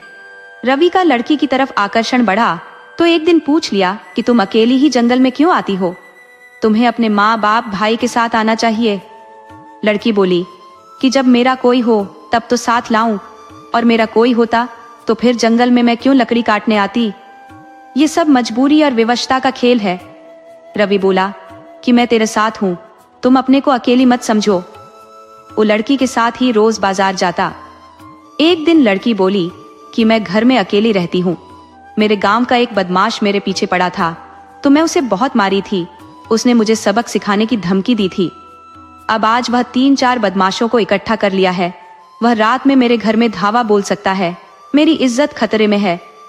गांव वाले उस गुंडे से डरते हैं। वो कुछ भी होते हुए आंखों के सामने देख सकते हैं, पर जुबान नहीं खोलेंगे। मुझे समझ नहीं आ रहा क्या करूं। रवि बोला कि तुम खतरा मोल लेने घर जाओगे ही क्यों? मैं सोचता हूं तेरी सारी परेशानी खत्म कर दूं। तुम मुझसे ब्याह कर लो, फिर कोई गुंडा मवाली तुम्हारी तरफ देखेगा ही नहीं। लड़की बोली कि यही हमारे लिए अच्छा रहेगा। वह रवि के साथ उसके घर आ गई। रवि ने उससे अपनी बहन के बारे में बताया तो उसकी बात भी बहन से बताई कि यह लाचार लड़की है, तुम अनुमति दो तो मैं इससे ब्याह कर लूं। बहन बोली कि रवि, तुमने बहुत अच्छा सोचा है, तुम एक बेसहारा को सहारा दोगे, ये बहुत अच्छी बात है। और फिर मैं घर में अकेले पड़े पड़े ऊब जाती हूँ। मुझसे कोई बात करने वाला नहीं रहता। ये मेरी भाभी ही नहीं, मेरा सहारा बन जाएगी। तुम शौक से आज ही उससे ब्याह कर लो। बहन ने जब हामी भर दी तो दोनों ने ब्याह कर लिया। रवि बहन के लिए पहले की तरह ही सामान लाता, मिठाई लाता, तो रोशनी भी पहले की तरह अकेले मिठाई खा जाती। बाद में अफसोस करती कि भाभी, मैंने तुझे नहीं दिया, माफ करो, मुझसे गलती हो गई। 2-4 दिन तक तो रवि की पत्नी को बुरा नहीं लगा, लेकिन जब देख ली कि यह अंधी स्वार्थी है, अपने खा लेती है, फिर बाद में अफसोस करती है, यानी यह जानबूझकर करती है। तो वह पति से बोली कि बाहर से आप कुछ भी ले आते हो और आपकी बहन अकेले खा जाती है, क्या उस सामान पर मेरा कोई हक नहीं? रवि बोला, अंधी है, नहीं देख पाती, इसलिए गलती कर देती है। तब उसकी पत्नी बोली कि नहीं, वह जानबूझकर ऐसा करती है। आप पहले जो भी सामान बाहर से लाओगे मुझे दोगे, बाद में मैं आपकी बहन को दे दूंगी। रवि को पत्नी के आगे झुकना पड़ा। वह कोई भी सामान लाता तो पत्नी को दे देता।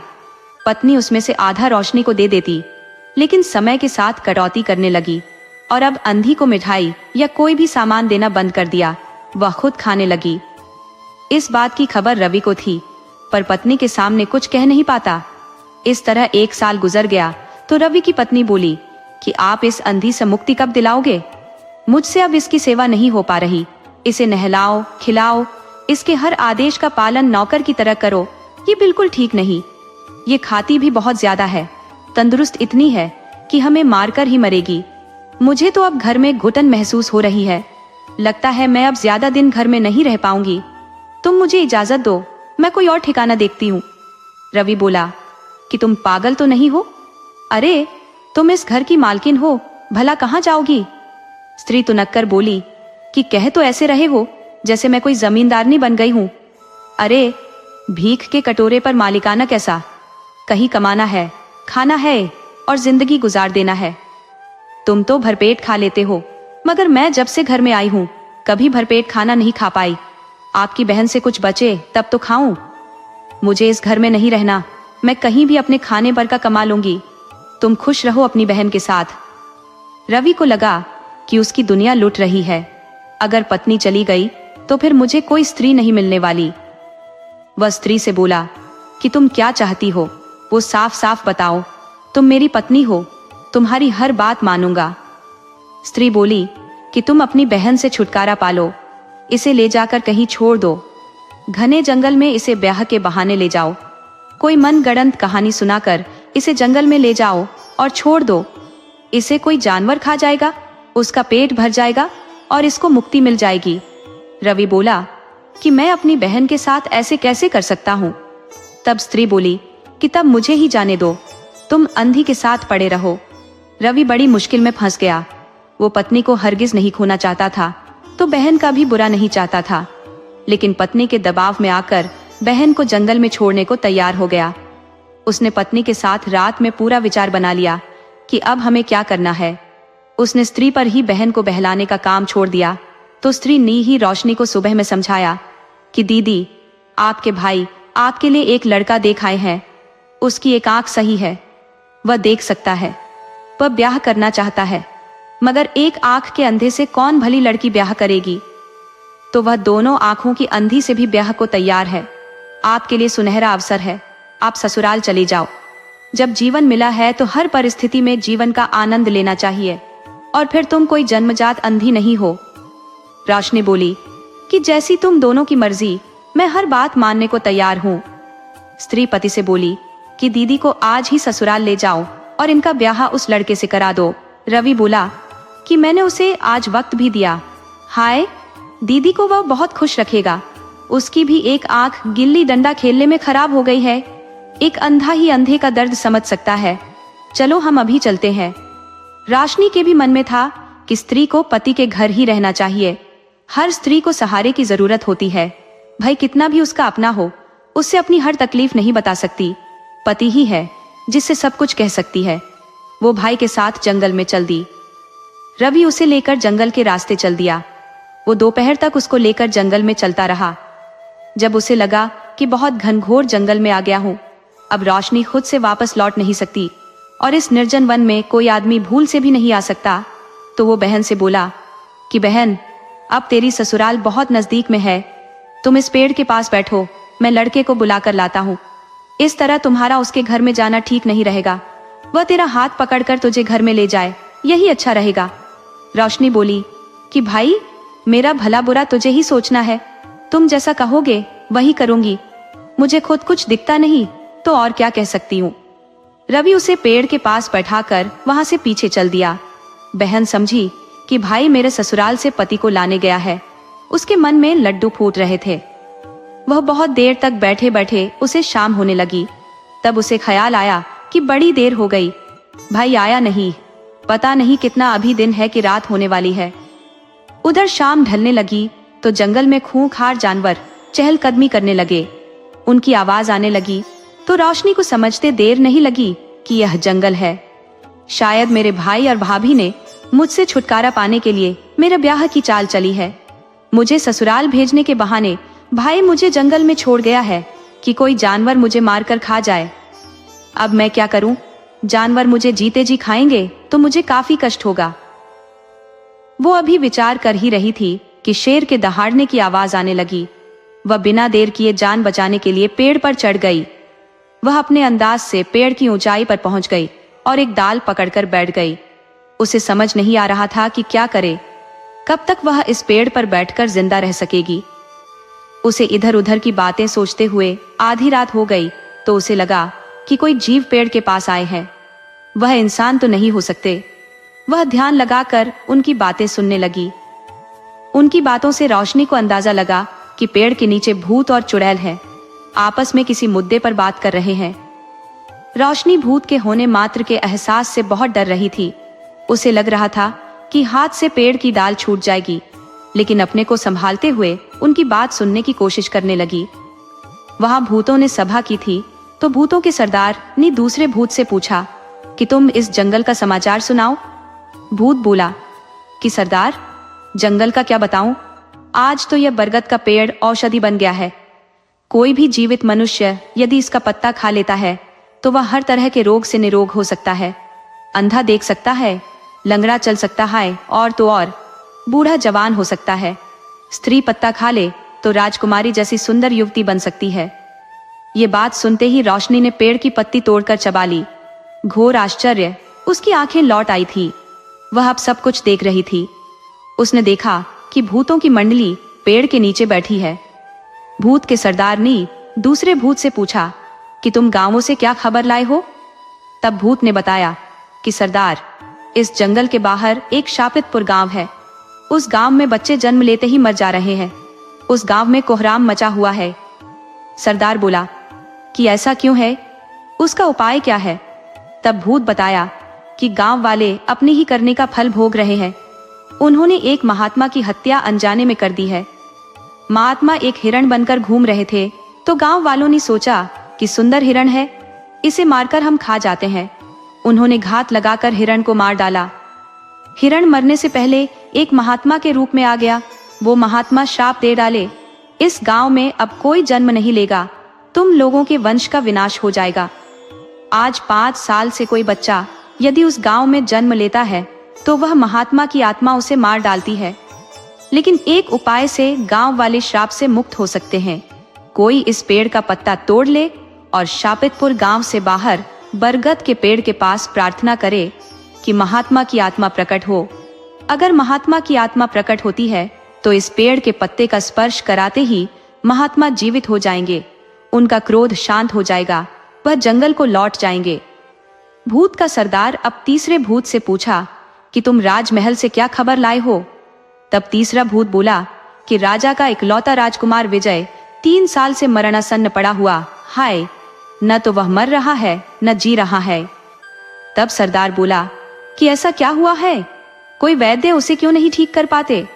तब तीसरा भूत बोला कि सरदार, आप जानकर भी अनजान हो।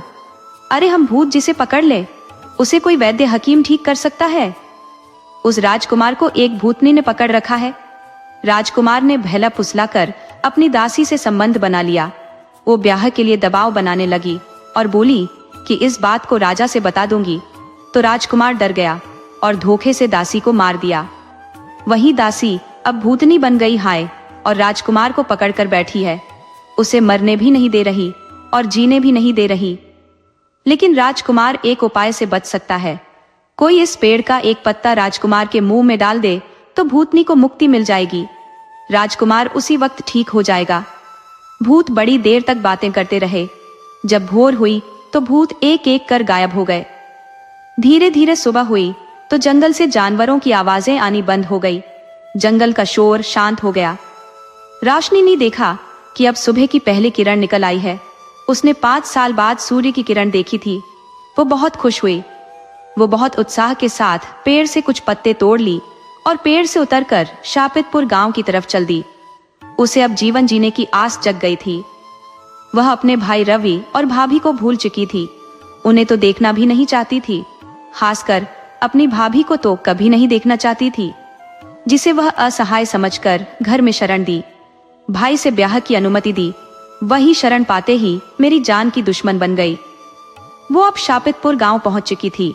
उसने देखा कि एक किसान के घर कोहराम मचा हुआ है। पूछने पर पता चला कि किसान के घर बेटे ने जन्म लिया था, लेकिन जन्म लेते ही मर गया।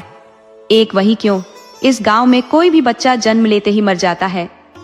इस गांव में न तो अब कोई युवकों के ब्याह के लिए आता है, न युवतियों का ब्याह दूसरे गांव में हो पाता है। हम भयानक श्राप से ग्रसित हैं। बहुत से संत महात्मा ओझा गुणी आए, मगर सब हाथ खड़ा करके चले गए। कोई भी श्राप से मुक्ति नहीं दिला पाया।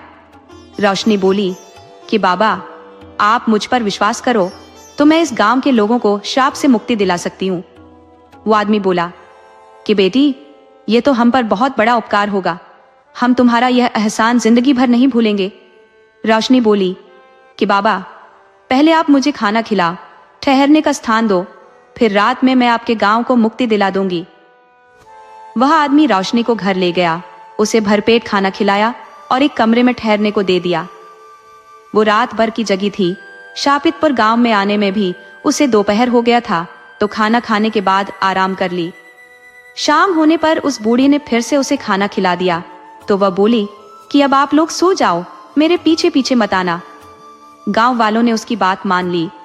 आधी रात होने पर वह घर से निकलकर बरगद के पेड़ के पास गई और आह्वान की कि हे महात्मा की आत्मा, प्रकट हो। वो जब 3-4 बार आह्वान की तो महात्मा की आत्मा प्रकट हो गई। वह महात्मा से बोली कि महात्मन, आप एक सन्यासी होकर अपने ऊपर पाप क्यों ले रहे हैं? आप निरपराध बालकों की हत्या कर नरकगामी क्यों बनना चाहते हो? मैं चाहती हूँ कि आप यह हत्या करने का खेल बंद करो। मैं आपको मुक्ति दिला दे रही हूँ। महात्मा बोले कि मुझे मुक्त नहीं होना, मुझे उसी रूप में आना है। रोशनी बोली कि महात्मन, क्षमा करो, मैं कहने में गड़बड़ा गई। आप महात्मा के रूप में आ जाओगे। उसने अपने साथ लाए पत्ते को महात्मा की आत्मा की छाया से स्पर्श करा दिया। महात्मा असली रूप में आ गए। रोशनी ने उनकी चरण स्पर्श की तो महात्मा बोले कि तुम्हारी मनोकामना पूर्ण होगी, तुम राजमहल की रानी बन जाओगी। ये मेरा आशीर्वाद है। तुम सुबह होते ही राजमहल चली जाओ। राजा का राजकुमार बहुत बीमार है, आगे क्या करना है तुम खुद जानती हो। रोशनी बोली कि बाबा, बस आपका आशीर्वाद चाहिए। रोशनी सुबह होते ही राजमहल के लिए चल दी। हालांकि गांव वाले उसे रोकना चाहते थे। उनके गांव में एक बच्चे का जन्म होने वाला था, तो वो सत्यता जान लेना चाहते थे कि वे श्राप से मुक्त हुए हैं या नहीं हुए हैं। रोशनी बोली कि आप लोग अब निश्चिंत रहो, आप लोग श्राप मुक्त हो गए हो। इस वक्त मुझे राज दरबार जाना जरूरी है। राजा का राजकुमार बहुत बीमार है, उसे ठीक करना है। अब भी बात कर ही रहे थे कि किसी ने खबर दी कि गांव के मुखिया को पुत्र हुआ है। वह बिल्कुल ठीक है, वो मरा हुआ नहीं जन्मा है। हम अब श्राप मुक्त हो गए हैं। रोशनी बोली कि अब तो आप लोगों को विश्वास हो गया है, मुझे जाने की आज्ञा दो। रोशनी आज्ञा लेकर राजमहल के लिए चल पड़ी। महल वहां से 10 कोस की दूरी पर था। उसे राजमहल तक जाने में शाम हो गई। शाम होने पर महल के दरवाजे पर पहुंची तो द्वारपाल ने उसे नहीं रोका, क्योंकि राजमहल में स्त्रियों का प्रवेश वर्जित नहीं था। तो वह बिना रोक टोक के राज दरबार में चली गई। राजा दरबार में एक युवती को देखकर आश्चर्य में पड़ गया। बोला कि क्या कष्ट है तुम्हें, कहां से आई हो? तब रोशनी बोली कि मुझे कोई कष्ट नहीं है, कष्ट तो आपके राजकुमार को है। मैं राजकुमार को ठीक करने आई हूँ। राजा बोला कि तुम्हारा दिमाग तो ठीक है, कहीं तुम पागल तो नहीं हो? रोशनी बोली कि नहीं महाराज, मैं पागल नहीं हूँ, मैं सचमुच राजकुमार को ठीक करने आई हूँ। राजा बोला कि राजकुमार को ठीक करने के चक्कर में कितने झोला छाप वैद्य फांसी चढ़ चुके हैं, अब तुम स्त्री होकर क्यों मरना चाहती हो? जाओ, भागो दरबार से, मैं तुम्हारी गुस्ताखी को माफ करता हूँ। रोशनी बोली कि महाराज, आप मेरी बात को हल्के में लेकर नजरअंदाज कर रहे हैं। मैं राजकुमार का इलाज करने के लिए ही आई हूँ। यदि मैं इलाज नहीं कर पाई तो आप मुझे फांसी चढ़ा देना, लेकिन मैं राजकुमार को ठीक कर दी तो फिर आप मेरे लिए क्या करोगे? राजा बोला कि मैं तेरा ब्याह राजकुमार से करा दूंगा। रोशनी बोली कि आप मुझे राजकुमार के पास ले चलो। राजा खुद रोशनी को राजकुमार के पास ले गया। रोशनी ने राजकुमार के मुंह से साथ लाए बरगद के पत्ते का स्पर्श करा दिया। पत्ते के स्पर्श होते ही राजकुमार उठ बैठा। राजा यह देखकर उछल पड़ा, बोला कि तुमने यह कैसे चमत्कार कर दिया, हमारा राजकुमार ठीक हो गया। राजा ने रानी को आवाज दी कि रानी, यहाँ आओ, हमारा राजकुमार ठीक हो गया है। राजकुमार हैरान हुआ कि मुझे हुआ क्या है, मैं तो बिल्कुल ठीक सोया था, अब जागा हूँ। तब राजा ने बताया कि नहीं बेटा, तू सोया नहीं था, तू 3 साल से बीमार था, मगर इस लड़की ने तुम्हें ठीक कर दिया है। तो मैंने भी इस लड़की को वचन दिया है कि राजकुमार को ठीक कर दोगी तो मेरी बहू बन जाओगी। मेरे वचन के अनुसार अब यह मेरी बहू है। राजा बोला कि बहू, यह बताओ कि राजकुमार को हुआ क्या था? तब रोशनी बोली कि पिताजी, राजकुमार को बहुत बुरी आदत लग गई थी। इनकी एक दासी थी, तो ये दासी के प्रेम जाल में फंस गए थे।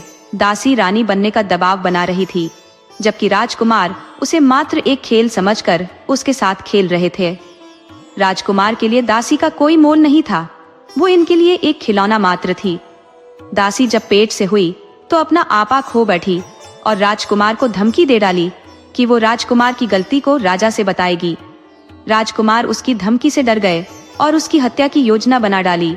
राजकुमार ने उसे जंगल में ले जाकर धोखे से मार डाला। मरने के बाद वह भूतनी बन गई और राजकुमार को पकड़ ली। वह न तो राजकुमार को जीने दे रही थी, न मरने दे रही थी। मैंने उसे अपने योग मंत्र से मुक्ति दे दी है, दासी मुक्त हो गई है। राजा बोला कि राजकुमार, तुमने बहुत बड़ा अपराध किया है, तुम इस राज्य की गद्दी पर बैठने के योग्य नहीं हो।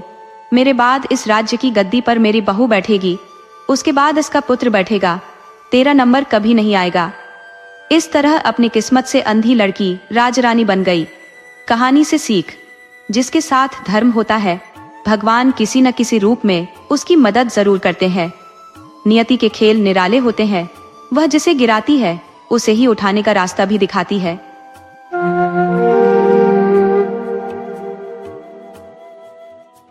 नैनपुर नाम के एक गांव में अमोर नाम का एक किसान रहता था। अमोर बहुत ही मेहनती और दयालु स्वभाव का आदमी था। गांव में जब भी किसी आदमी को सहायता की जरूरत होती तो अमोर उसकी सहायता करने में कभी पीछे नहीं हटता था। गांव के लोग भी अमोर की बहुत इज्जत करते थे। उसके परिवार में उसकी पत्नी और एक बेटा था, जो अभी सिर्फ 8 साल का ही था। अमोर अपने खेतों में कड़ी मेहनत करता, जिसके कारण उसके खेतों में अच्छी फसल हो जाती थी। अमोर जिस गांव में रहता था, उसके पड़ोस में एक कसाई भी रहता था, जो मुर्गियों का मांस बेचता था। उस कसाई में एक बुरी आदत यह थी कि वह मांस बेचने के लिए मुर्गियों को खरीद कर नहीं लाता था, बल्कि गांव के लोगों के घर से ही चोरी कर लेता था। इस तरह से उसका खर्चा बच जाता और कसाई को ज्यादा मुनाफा होता था। एक दिन की बात है, कसाई किसी के घर से मुर्गी चुराकर उसे पोटली में बांधकर ला रहा था कि तभी रास्ते में उसे अमोर मिल गया।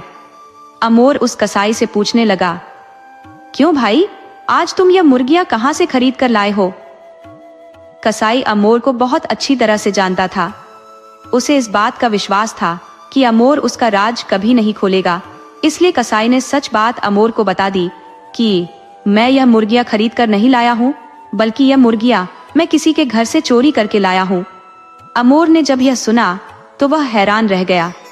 वह कसाई को समझाते हुए कहने लगा, अरे भाई, तुम ऐसा मत किया करो, चोरी करना तो एक अपराध है और ऐसा करके कभी तुम अमीर नहीं हो पाओगे। तब कसाई अमोर से कहने लगा, भाई मैंने तुम्हें अपना सच बताया क्योंकि मैं तुम पर विश्वास करता हूँ, बल्कि इसलिए नहीं बताया कि तुम मुझे समझाओ कि मुझे क्या करना है और क्या नहीं करना। खैर, कसाई मुर्गियों की पोटली लेकर अपनी दुकान पर चला गया। अब उस कसाई की यही आदत बन चुकी थी। वह कभी कभी तो मुर्गियां खरीद कर ले आता, लेकिन कई बार वह लोगों के घरों से मुर्गियां चुरा कर लाता था। दूसरी तरफ जब गांव के लोगों के घरों से मुर्गियों की चोरी हद से ज्यादा बढ़ गई, तो वे लोग एक दिन इकट्ठा हुए और गांव के बड़े बुजुर्ग इस बारे में चर्चा करने लगे कि आखिर वह कौन आदमी है जो मुर्गियां चुरा कर ले जा रहा है। हमें उस आदमी का पता लगाना चाहिए। अभी वे सब लोग इसी बारे में चर्चा कर रहे थे कि तभी एक नौजवान वहां पर भागता हुआ आया और कहने लगा, हुजूर, मैंने अभी अपनी आंखों से गांव के एक कसाई को किसी के घर से मुर्गियां उठाकर ले जाते हुए देखा है। जैसे ही गांव वालों को इस बात की खबर हुई कि आज तक हमारी जितनी भी मुर्गियां चोरी हुई है वह इस मुन्ना कसाई ने ही चुराई है, और वह हमारी चुराई हुई मुर्गियां ही हमें बाद में बेचता है। इतना सुनते ही सारे गांव वाले क्रोध से आग बबूला हो गए। वे भागते हुए उस कसाई के पास जा पहुंचे। सभी लोगों ने कसाई को घेर लिया और कहने लगे, तुम्हारी हिम्मत कैसे हुई हमारे घरों से मुर्गियां चुराने की? आज हम तुम्हें नहीं छोड़ेंगे। दूसरी तरफ कसाई कहने लगा, नहीं गांव वालों, मैं तो मुर्गियां खरीद कर लाता हूँ। मैंने आपके घर से कोई मुर्गियां नहीं चुराई। लेकिन अब गांव वालों के सामने सारी सच्चाई आ चुकी थी। गांव वालों ने मुन्ना कसाई की एक भी बात नहीं मानी और उसी वक्त कसाई को मारना पीटना शुरू कर दिया। काफी देर तक उसकी पिटाई की और उसके बाद उसे चेतावनी देकर छोड़ दिया कि तुम इस गांव में दोबारा नजर मत आना। अगले 1-2 दिन में तुम यह गांव छोड़कर चले जाओ, किसी दूसरी जगह चले जाओ। अब मुन्ना कसाई का वहां पर कोई नहीं था। वह तो गांव में अकेला ही रहता था। ना उसके कोई बीवी बच्चे थे और ना ही माँ बाप। कसाई ने सोचा कि कल जाने से अच्छा है कि मैं आज और अभी इस गांव को छोड़कर चला जाऊं, क्योंकि अब इस गांव में मेरी कोई इज्जत नहीं रही। और कसाई उसी दिन खाली हाथ वहां से चला गया। अभी वह चलता हुआ रास्ते में ही था कि उसे फिर से अमोर मिल गया। अमोर ने जब कसाई की ऐसी हालत देखी तो कहने लगा, भाई तुम्हारे साथ क्या हुआ है? कसाई ने अमोर को सारी बात बता दी कि किस तरह से गांव वालों ने उसकी पिटाई कर दी, क्योंकि उनको पता चल चुका था कि मैं उनकी मुर्गियां चुराता हूँ। अमोर कसाई से कहने लगा, देखो भाई, मैं तो तुम्हें पहले से ही यही बात समझा रहा था कि चोरी करना अच्छी बात नहीं है, इसे छोड़ दो। कसाई ने कहा, अब मुझे समझाने का कोई फायदा नहीं है। जो होना था वह तो हो चुका है। अगर तुमसे हो सकता है तो मेरी सहायता कर दो। अमोर एक रहमदिल और शरीफ आदमी था। वह दूसरों की सहायता करने के लिए अक्सर तैयार रहता था। वह कहने लगा, अच्छा बताओ तुम्हें क्या चाहिए? मैं तुम्हारी सहायता किस तरह से कर सकता हूँ? कसाई ने कहा, पिछली बार अपनी फसल में से तुम्हें जो मुनाफा हुआ था वह तुम मुझे दे दो।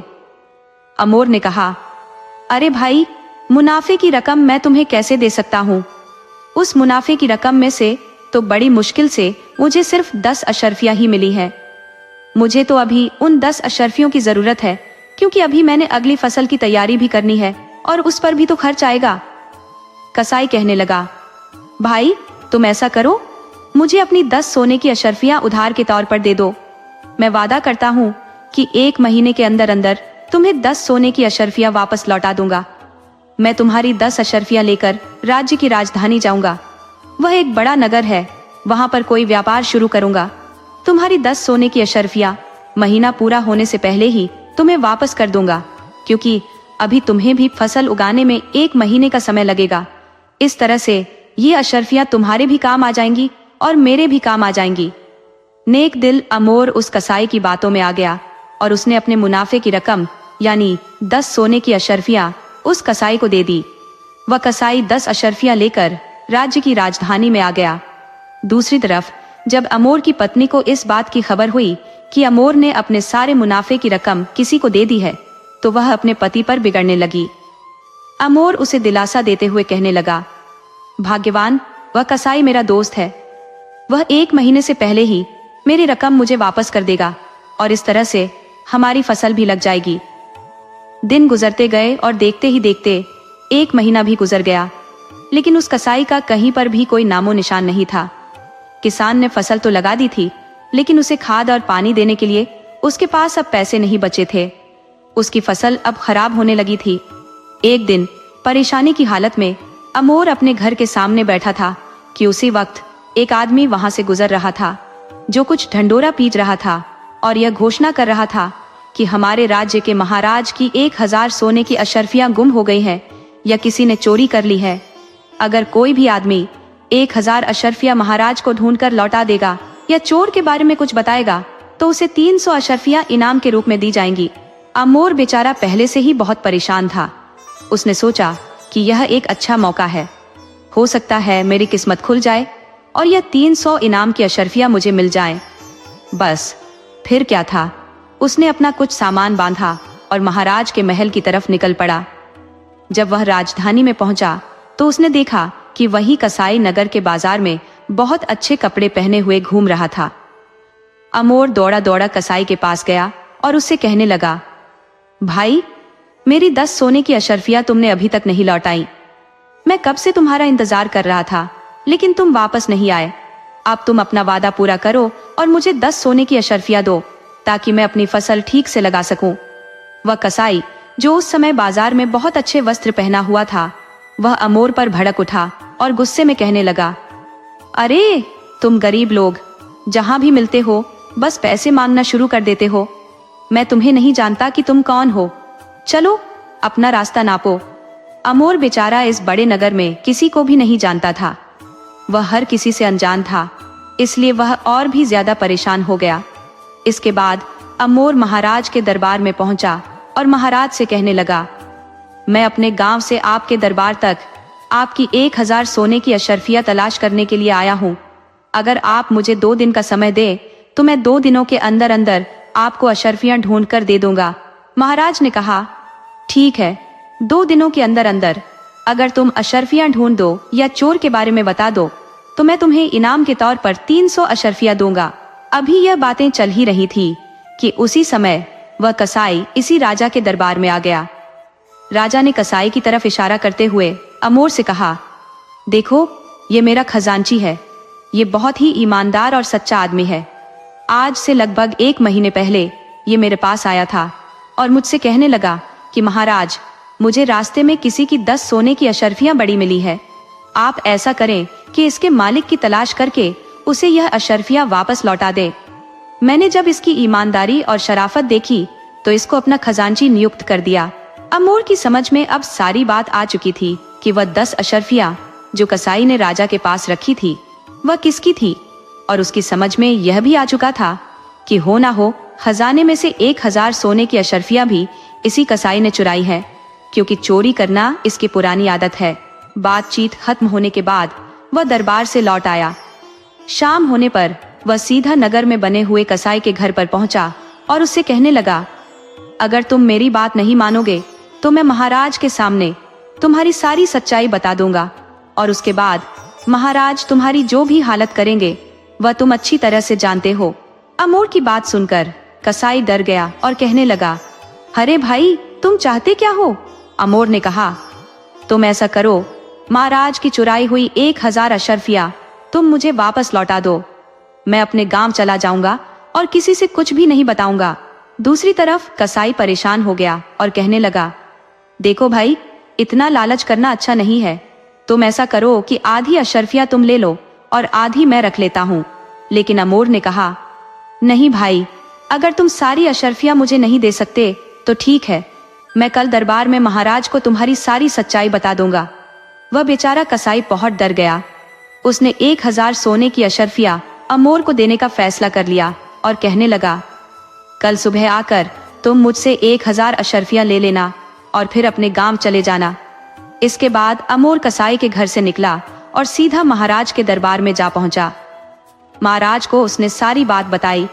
पहले तो महाराज को इस बात पर बिल्कुल भी विश्वास नहीं हुआ। तब अमोर महाराज से कहने लगा, आप केवल एक बार मेरे साथ कल सुबह कसाई के घर चलिए, तब आपके सामने ही दूध का दूध और पानी का पानी हो जाएगा। अगली सुबह राजा अपने 2 सिपाहियों के साथ कसाई के घर की तरफ चल दिया। राजा कसाई के घर से कुछ ही दूरी पर रुक गया और अमोर कसाई के घर पहुंचा। तब कसाई 1000 अशर्फिया की थैली अमोर के पास लेकर आया और कहने लगा, ये लो भाई, ये अशर्फिया तुम अपने पास रखो और अपने गांव चले जाओ। महाराज को इसके बारे में कुछ भी मत बताना। उसी वक्त महाराज और सिपाही वहां पर आ गए। राजा ने जब सारी सच्चाई अपनी आंखों से देख ली तो वह अपने सिपाहियों से कहने लगा, मेरे इस खजांची को अभी गिरफ्तार करो, इसे घसीटते हुए ले जाओ और जाकर कारागार में डाल दो। राजा ने वह 1000 अशर्फिया की थैली अपने कब्जे में ले ली। उनमें से 300 अशर्फिया निकालकर अमोर को दे दी और कहने लगा, अमोर, आज तुम्हारी सूझबूझ और बुद्धिमानी की वजह से न सिर्फ मेरी 1000 अशर्फिया मिली, बल्कि एक बेईमान खजांची का भी पर्दाफाश हो गया। इसीलिए मैं तुम्हें 100 अशर्फिया और इनाम के रूप में देता हूँ। इस तरह से 400 अशर्फिया पाकर अमोर बहुत खुश हुआ। वह इनाम लेकर अपने गांव वापस लौट गया। उसने इन अशर्फिया में से कुछ अशर्फिया खर्च की और अपनी फसल के लिए खाद पाने की व्यवस्था की। इस बार अमोर ने खूब मेहनत की और उसकी मेहनत रंग लाई। उसके खेतों में बहुत अच्छी फसल आ गई थी। अब अमोर की पत्नी भी खुश थी। इस तरह से अमोर ने अपनी सच्चाई और ईमानदारी के बल पर एक बेईमान आदमी को अच्छा सबक सिखा दिया था। अब अमोर एक बहुत ही सुकून भरा जीवन बिताने लगा।